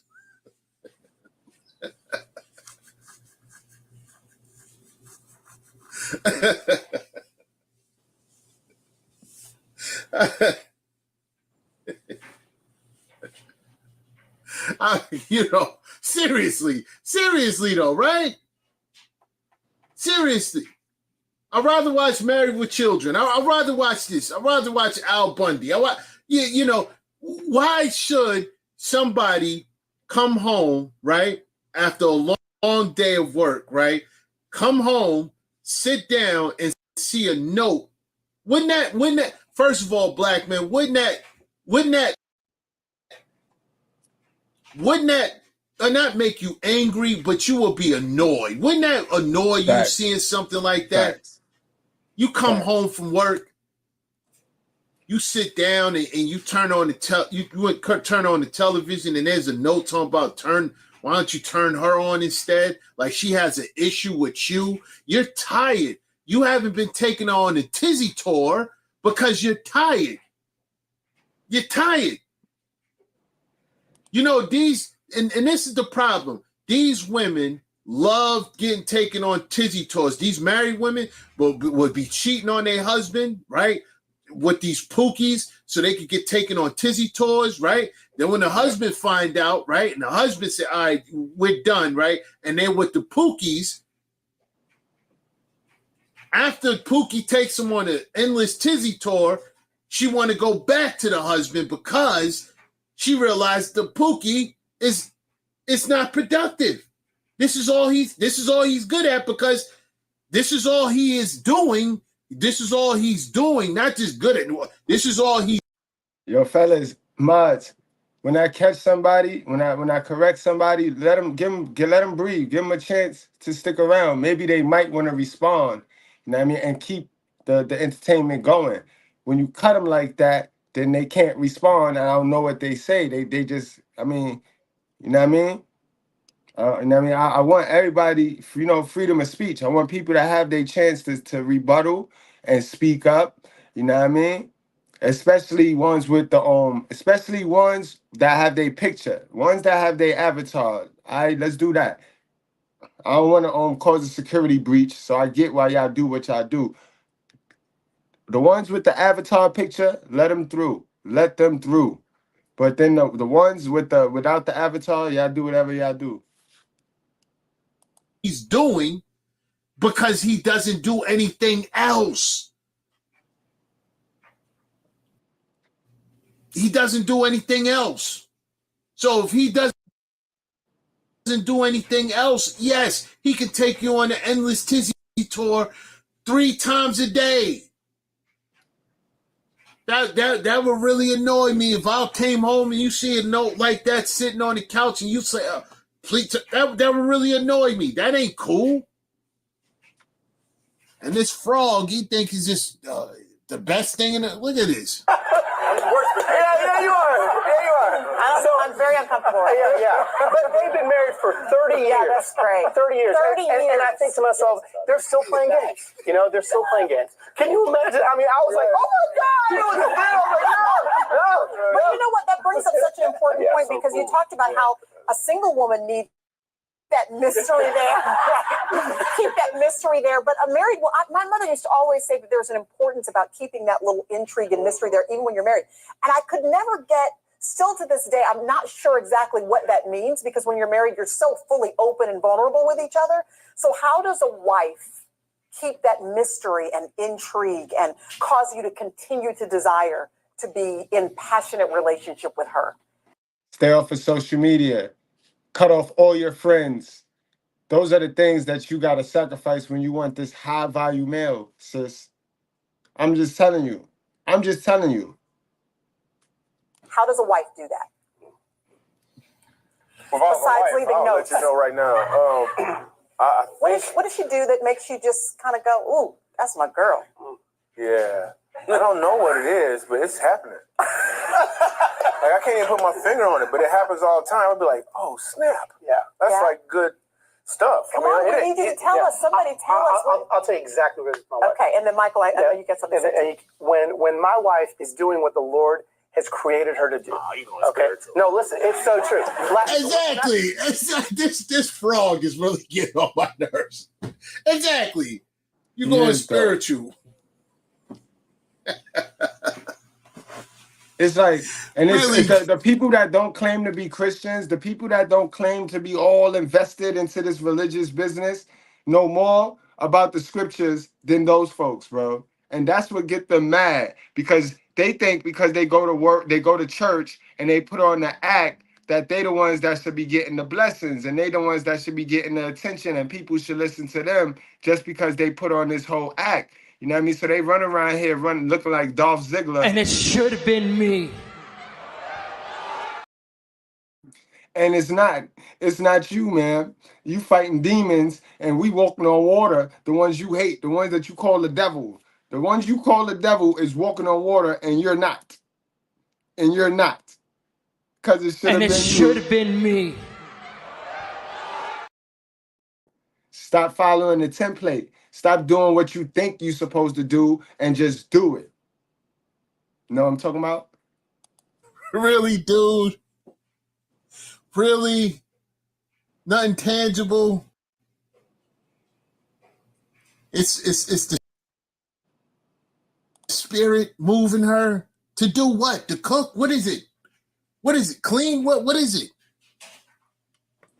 When I see my wife is a phenomenal cook and an event planner. Okay. When she gets in that zone and I watch her do her thing and she gets right there, it is the most attractive thing I've ever. I mean, I'm just like, hurry up and get out the kitchen, because Hold on, but she's an event planner, so she's only cooking for the event.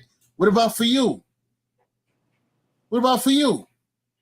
Niggas just tell on themselves, boy. Niggas just tell on themselves all day long, bro, because they lusty, dusty, and musty, chasing the doo-doo. The doo-doo. The niggas is so simpish, bro. Got a big old booty, and everybody says she's a fine booty. The booty is where the doo-doo is, boy. Put there by God, that's the garbage can. So how you get so messed up with this white boy? You think the bigger the booty, the finer it is. That's like going to Kmart. You see a big old garbage can, that's the filth. And now we can convince her she wants switching that big old booty and all of that. It ain't nothing but doo-doo in there. You notice he talked about how he's turned on by her working. That sounds insane. That sounds insane. What turns you on that things that she do for you, not what she does for her boss or whoever hires her. The things she do for you, what are certain things she do for you that turn you on? You talking about her event planning. And most men make that mistake when you ask them, what make your girl your girl? Why you love her? They start telling you shit she do for the white man.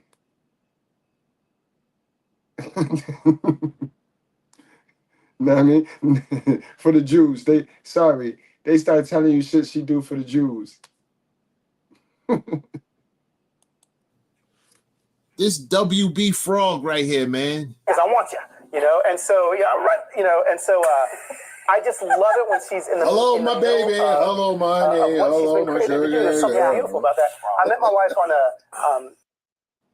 in a ski resort. She's a snowboard instructor, and before I saw her, she had her big goggles on, right? She had her big hat on, and I just saw her snowboarding down the mountain. And I remember knowing this was a girl and thinking, this is a very attractive female. But I hadn't even seen what she looked like yet. But that's because she was doing what she was created to do. And I feel like in those moments, when, as females, with your man, whether you're married or whether you're not married, when you're doing what you're created to do, what the Lord has created you to do, there's nothing more attractive than that. That's good. Michael? I wasn't going to say anything as spiritual as that, but Okay, that's fine. We need the practical too. Well, I think sometimes when you get married, you stop dating, and I think that's one of the things that, you know, for Keely and I, that's been good for us, is to continue doing things that we did when we were dating. You know, like hanging out and her, just conversation with her, just being interesting, and her asking me questions and me asking her questions. I think that's part of the whole dating thing, that sometimes when you get married, those sort of things stop happening because you get busy or you have kids and life just takes over. Okay, well, think about the woman that's sitting on the other side of the screen, and she's thinking, yeah, I would love to go out on a date with my husband. I'd love to be in conversation with him, but my husband's not responding to that. He's kind of we're just going through the business of life, and we're not, you know, how does she get her husband to want to be with her? Because sometimes we can desire that, and actually saying it is not the best way to get him to respond to it and want to go out on a date. So what can a woman do to gently prod her husband into wanting to be with her? She should get the remote control. Put a little note on the back. Anybody got any hints, helpful hints for somebody? I just say this, as far as America, I would think, you know, let's say, for example, if I'm sitting on the sofa watching football or something. Not that you have to watch the whole game. You just sit down with them, you know, just spend a little time with them, you know, just get involved in what he's doing, and not just say, take. Absolutely not. That's the husband right there. This is the husband of the host of the show. The worst thing you can do as a wife. That's the worst thing you can do. These guys, man. These guys. You think, let me tell you something. Men don't care about you know, their wives sitting with them watching the game. They would rather be alone watching the game. They would rather be alone watching the game. They would rather be in the living room with a cold one, some snacks, some food, watching the game. They don't care if you watching it with. They would rather you not be there. They would rather you not be there. You know why? Because to them, that's their alone time. Why you think man caves are built? Man caves are built because these weak dudes don't know how to speak up. And ain't no way in the world I'm going to pay for this big old house and isolate myself to just one corner of the house. But some of y'all don't know how to speak up. Why you think there's man caves? They get away. They go in the basement. They got their own man cave. They go in the basement and they watch the game. No so they way. can get away. No way. You think they would have enjoyed their wife coming down into the man basement and sitting down with them into the man cave and sitting down with them watching the game? No, it would annoy them. Like, yo, go somewhere, man. Since 1969, and I'm not just mad at my mother, I'm mad at your mother and your grandmother too. You know what I mean? I'm mad at your grandmother and your mother. 1969, all right? Go somewhere. What is he talking about? This reason why the church knows a no-go. It's a no-go, man. These guys, these guys, man. The whole time, but he just sees that you're there, and he's gonna just start to. Now, how long you been a bald head? How long you been bald headed? When did you lose your edges? Because you asked the question, I answered it. Now I'm answering you. Now I asked you a question, so put it in the chat. When did you lose your edges? Eventually he's gonna be like, okay, let me go check on her. She just went to the room. Yeah, this is a no-go. This is a no-go. Things like that, I think. Yeah. Anything else? That's actually something that just with Keely and I that just happened. Is we were sitting down watching football. My wife doesn't like football, doesn't know anything about it, doesn't care to watch it. We sat down on the couch and somebody made a first down, and the announcer hadn't said that yet. She goes, did they just make a first down? It's like, man, they're on the 36-yard line. And I was like, who are you? Yeah, how did you know this? And little did I know that she had been paying attention and wanted to create that conversation. And so she She been with her work husband, bro. My boy. She been with her work husband, my boy. Yeah. Yeah. Uh-huh. Y'all be fools if y'all want to be fools, boy. Yeah. You know, they learn a lot when they like the person. When they really like the boy, they learn a lot, boy. Shit, I remember I done taught a couple of y'all girls how to play Grand Theft Auto. She just said she don't like it. She don't like it. Listen, men don't care listen, when it comes to movies, sports, you got women who say they pretend that they like it just so they can appease their husbands, right? Men don't care. This is one place, this is one avenue they don't want you on. You don't have to be here. You don't have to be here. You don't have to pretend for this. This is one thing I don't need you to pretend for because I don't want you here anyway. So you don't need to pretend to like it. I enjoy watching this by myself anyway. So you don't need to be here to watch it. You don't have to pretend. There's other areas in their life when it comes to marriage that they should be working on. You should pretend that a lot of things that annoy you, you should pretend that it doesn't annoy you. Like if he's leaving, socks around the room, or the toilet seat is up, or he's leaving dishes in the sink. If that bothers you, yeah, you should pretend that doesn't bother you. Because when you upset about something as small as that, and this guy's out here breaking his back to make sure that everything stays on, yeah, that will make him upset. Oh, wait a minute, you upset because of small things like this? That would make him upset. So yeah, you're better off pretending that doesn't bother you. But as far as a game, don't care if you pretending to like it or not. Don't want you here. These guys, man. She did. And literally, she's like stealth mode. I didn't know it, but 2 hours later, I'm shopping with her in downtown Franklin. And it's like, I don't know how she did it, but she hooked me in. Yeah. I didn't have a choice. Yeah. But it did. It created a moment, all because she said, You absolutely had a choice. So, oh, wait a minute. So she pretended that she was into something in order to get you to do something that you normally don't like to do? Huh? He cooking, B. He cooking. The man cooking, boy. He cooking. I don't even care no more. All y'all going to hell. My wife is going to hell. My kids is going to hell. You are going to hell. Everybody, you going to hell. Stop playing. You going to hell. You going to hell too. You're going to be the lead position in hell with the devil. You going to hell. Hell. Everybody, don't play no more. Hell. Say everybody. Sounds like some trickery here. Sounds like some foolery going on. Get out of here. Did they just make a first He's not making any Someone sense. once told me this, and this is reminding me of it, Michael, but someone once said to me that your husband, your man, boyfriend, whatever, you should be taking a course on him.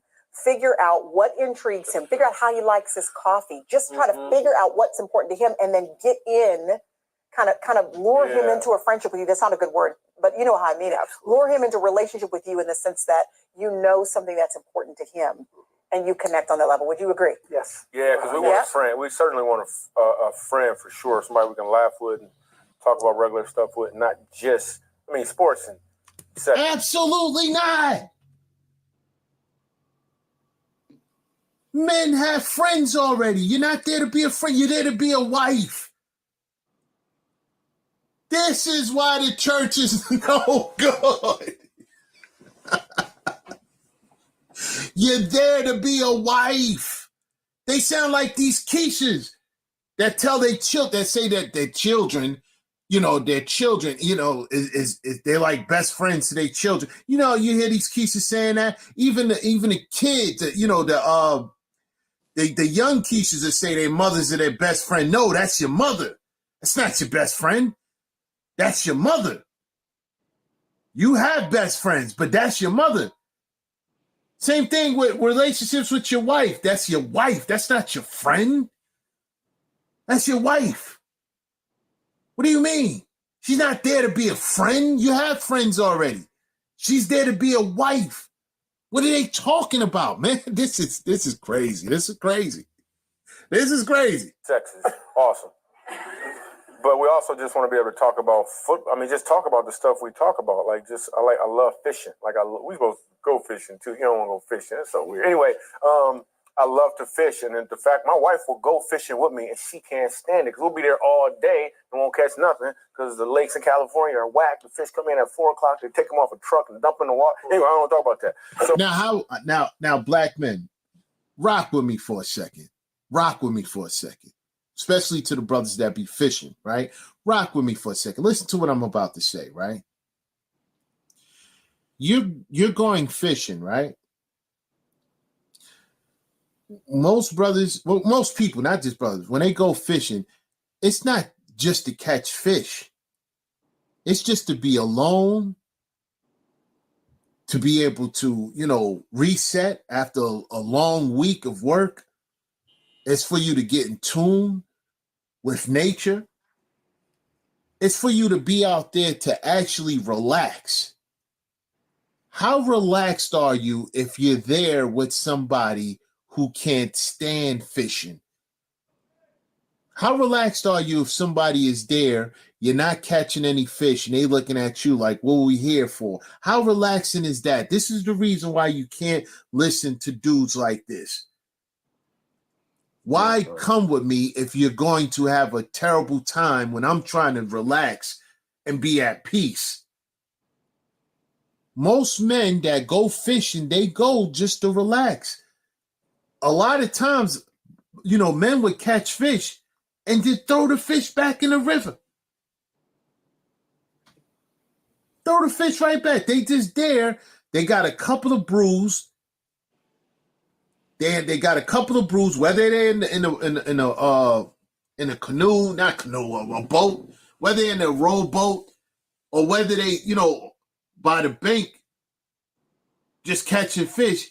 A lot of them just be having a couple of bruises, a 6-pack there, and they just relaxing. How you going to be relaxed when you there with a woman that can't stand fishing? It doesn't make sense at all. You know how these keishas like to talk about vibe, the vibe here, the vibe there. Yeah, well, yeah, that will be killing the vibe. So my wife, she'll do that with me. She'll sit back and we'll go fishing, and that stuff is just awesome. And I know she's not loving it, but she's doing the sacrifices for me. So. Okay, well, yeah. I tell you all the time how I study you. Yes, you do. Reza, do you have a mate? Do you have a person of interest? Do you have a partner? Do you have a husband? Do you have a boyfriend? Do you have a mate? Put it in the chat, Reza, if you have a mate, Reza. Do. I'm grateful. Yeah, but I'm just saying, it's the same thing. It's like, I know what you like, I know what you don't like, and just certain things like that. So that is, I think it goes both ways. And I think one of the things is in a relationship or in a marriage is always, my entire goal every day is to outserve you. So I think if that's both of the male and the female, if that's what they're trying to do, I think that continues. His goal is to outserve his wife. What?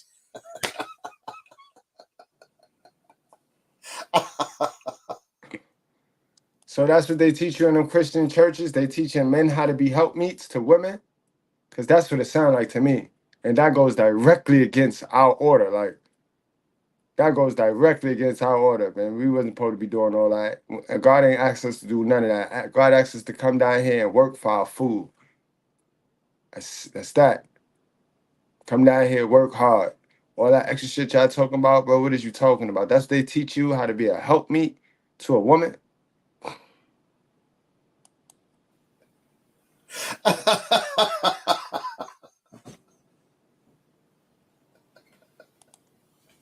Stay out the church. Stay out them churches, bro. What? His goal is to outserve his wife. His goal is to do more. You ain't being sexist. You ain't being sexist at all, bro. And of course, you already know my answer. I've been telling y'all that. Marriage by state is a waste of time, bro. You marry a chick, once you decide to take the condom off and have sex with that woman, y'all married in the eyes of God. Y'all have merged. You know what I mean? The way y'all, down to the way y'all been taught how to date is all wrong. So wrong. You know what I mean? So marriage is definitely a waste of time. Why would you sign a contract where the other party gets incentivized for breaking that contract? You don't get incentivized for breaking that contract. The other party who needs your signature gets incentivized for breaking that contract. Now, you ain't got to be the smartest person in the world to get that concept right there. You ain't got to, you know what I mean? You already know. Waste of time, bro.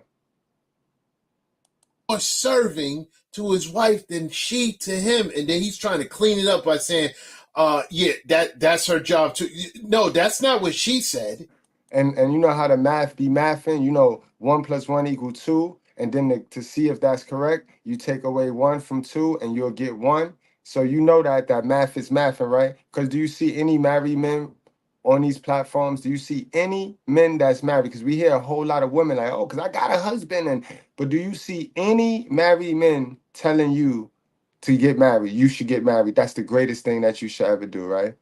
I've had men come up to me and they tell me I should do this type of job or do that type of job purpose-wise because that was the greatest thing they did. But I have never heard a married to a black woman man tell me that the best thing they ever did was get married to their black woman. Ever. Have you ever seen a Chinese food restaurant commercial? No, right?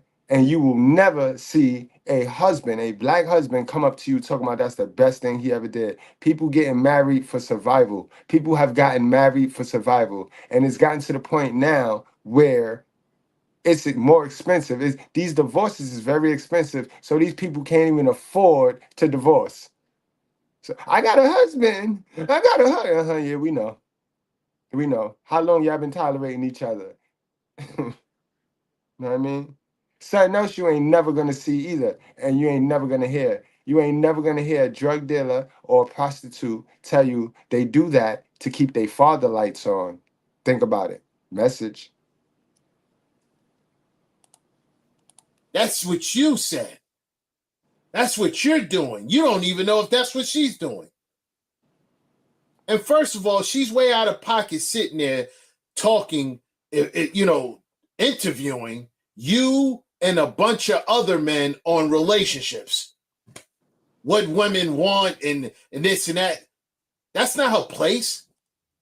The only thing she should be interested in is you and what you want, what you think. But no, she has a platform questioning other guys about relationship in front of you. This is insane. This is insane. Well, anyway, I'm gonna stop right here. The video's almost done. This is a part one. I don't think they said this is a part one. This video that she did is a part one. We don't need to do a part two. We don't need to look at part two. We really don't.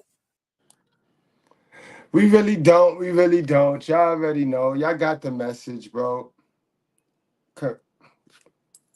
Put God first. You know what I mean? And you don't need the church to tell you that. You don't need no middleman to tell you that. You, God, and your Bible. Those are the basic instructions before leaving Earth, bro. You ever try to put up something without reading the instructions? You know what happened?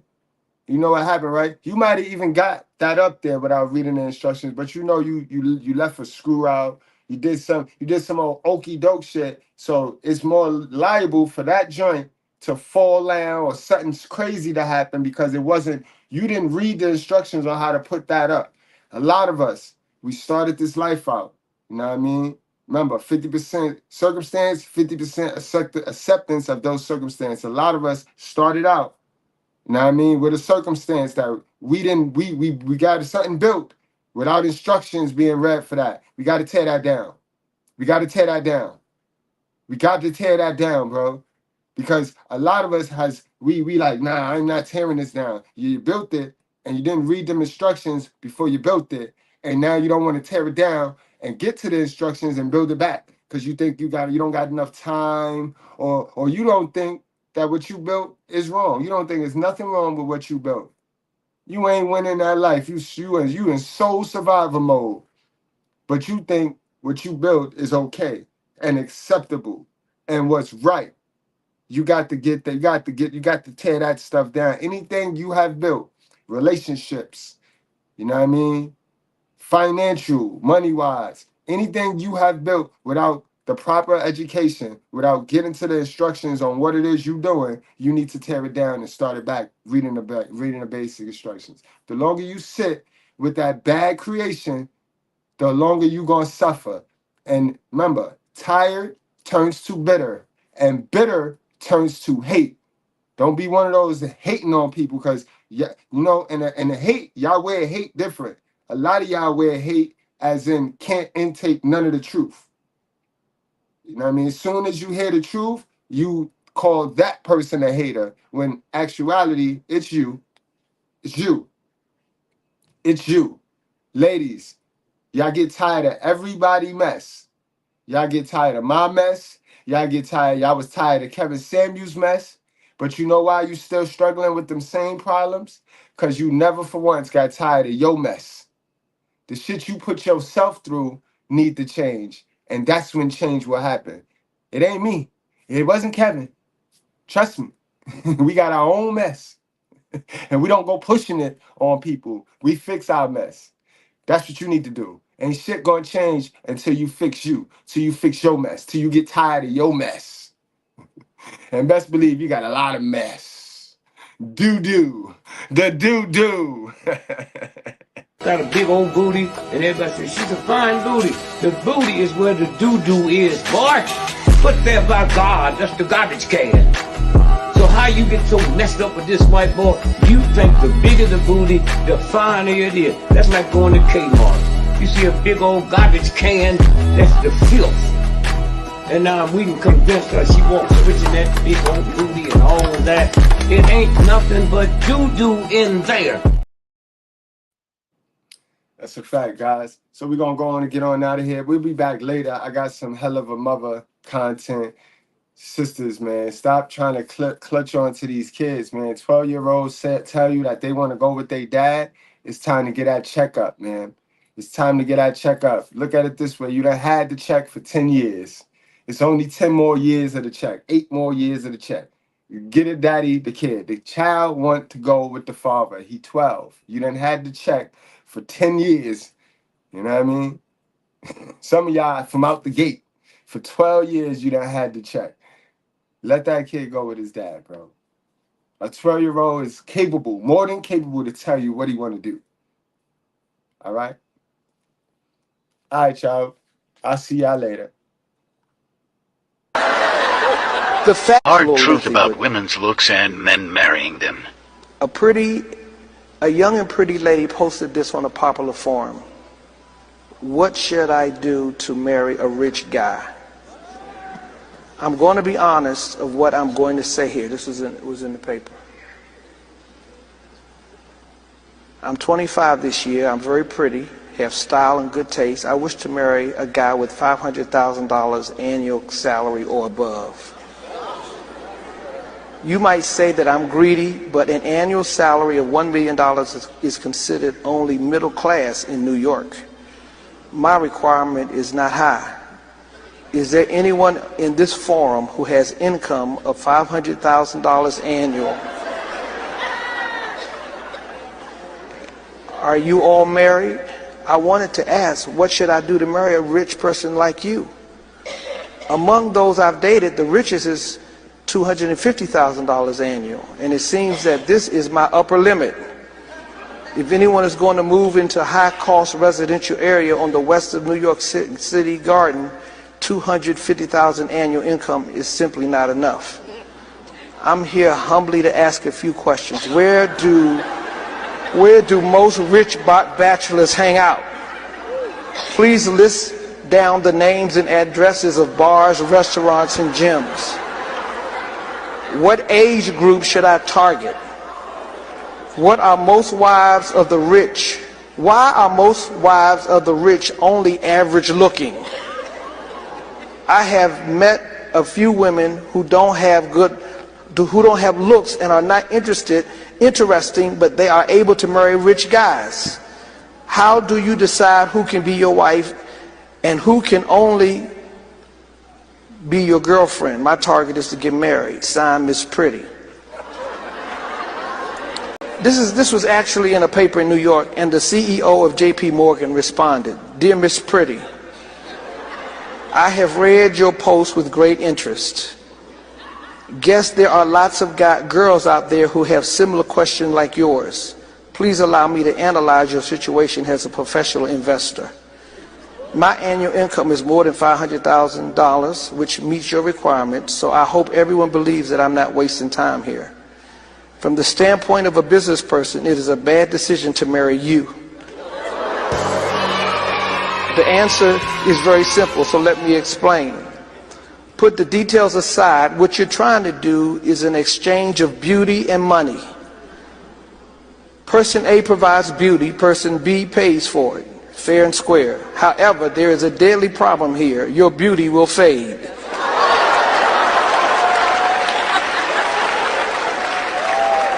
But my money will not be gone without a good reason.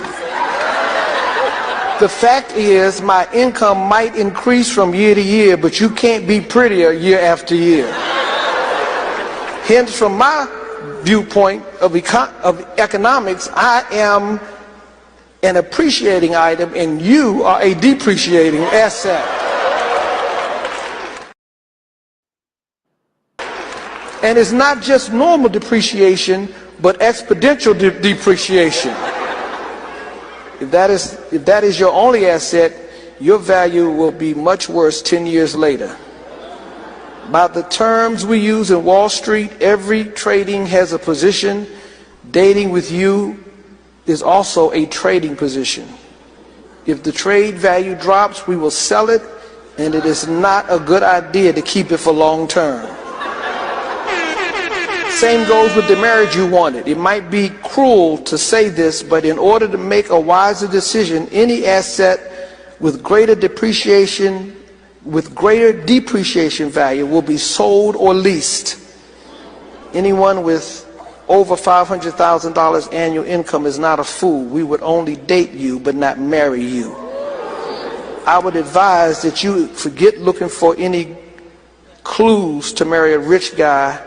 And by the way, you could make yourself to become a rich person with you could make yourself to become a rich person with $500,000 annual income. This has a better chance than finding a rich fool. Signed, J.P. Morgan, CEO. Hard truth about women's looks and men. Juju Bean. I never met a skinny Juju Bean. But what men are you talking about, Juju Bean? Jelly Bean, what men are you talking about? What dudes will happily exchange beauty, household keeping, access tones, child rearing for money? Which dudes? Which dudes, man? Because we don't speak for the dudes in your inbox. We talk about the dudes that you want. And the dudes you want, they don't settle for that. You heard them. We ain't settling for that, man. No. Can you bring peace? You know how to shut the fuck up? Clearly you don't. That's why you ain't got no rich dude. Now go on, carry on now, man. You want a hug. Still not giving me an answer. I just gave you the answer. Why do women get so defensive when they're called out on because something? You don't want to be honest. You don't want to deal with the truth. You don't want to change. We just don't want to deal with it. Exactly. Why? Why is that an issue? Because we kind of want to. We ain't rich and you ain't pretty. So there you have it. That's the exchange right there. You ain't pretty enough for anything else that you got to offer. We can't get past that, man. You see, our money don't change. Our money don't go nowhere. You know what I mean? An old dollar bill you still want to spend. Man. And we can play this game all day, man. Don't nobody want you. You look like doo-doo.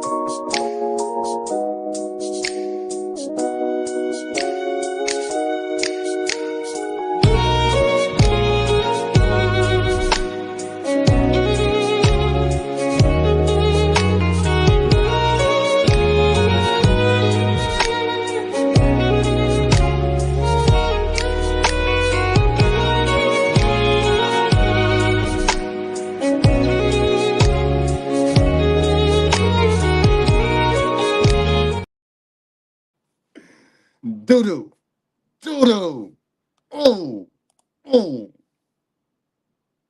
Still not giving me an answer. I just gave you the answer. Why do women get so defensive when they're called out on something? Because you don't want to be honest. You don't want to deal with the truth. You don't want to change. We just don't want to deal with it. Exactly. Why? Why is that an issue? Because we kind of want to do what we want to do, and we don't see you guys. Men complain about things that are just sometimes just why are you upset about it? You do. And I feel because there's something wrong.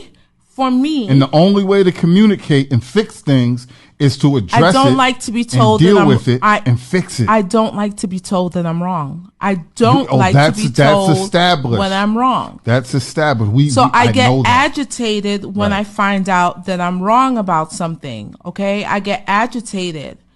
And that's why I guess I get defensive, because I just want to do what I want to do. And no, it's not always right, but I just want to do what I want to do. And when you call me out, it makes me defensive because I don't even understand why you would be calling me out. It's not that serious. If Jesus can't save these hoes, why are you trying? What make you think you greater than Jesus, nigga?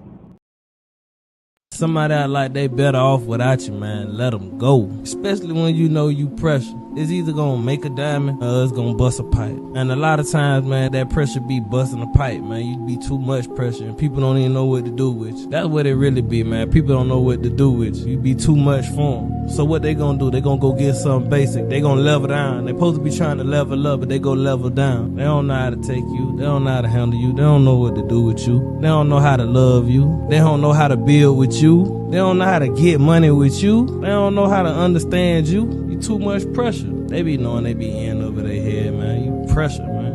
Remember that. Don't ever feel like you gotta kill your flames for somebody else to shine or to be with somebody else, man. If you gotta dim your light for somebody else, man, you don't even need them around you anyway. You feel me? Cause don't forget, man, this the same world that'll tear you down. This the same world that'll kick you while you down, man. You better feel like you pressure. Ain't about feeling like your shit don't. Didn't choose the streets, the ones that we consider to be squares. Like I always try to make sure I tell them how proud of them I am, because they the strong ones, they the tough guys, they the ones who didn't break.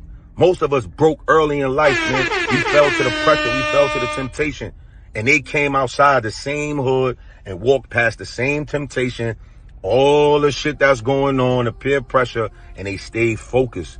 They stayed focused. They ain't let that shit break them. All the girls calling them lames, not wanting to give them no pussy because they considered to be a square and corny and all that shit, and they still stayed on course. They didn't break. Then you got us that going in and out of jail, and we come home and motherfuckers praise us like we did something so good. Like, oh, what you did? Oh, because you ain't tell? Like, oh yeah, because you was so ignorant. You was ignorant on a high level. We rewarding you, huh? They go some clothes and some money in your pocket. Welcome home. But homie who just did 4 years in college, we ain't got shit for him. And I'm talking about me. Cause it's dudes that went to college, came back and seen me, and I ain't have nothing for them. Yo, what's up, yo? I'm proud of you, bro. But my man who come home from jail, niggas trying to figure out how to scramble up some money to get them some outfits and all this shit, man. Straight ass backwards shit. And the ones who we consider to be the squares is the ones that always show up in the end. Those is the real friends. The square ones is the ones that always come and show up in the end and hold you down. They deserve their flowers. They are the real ones, man.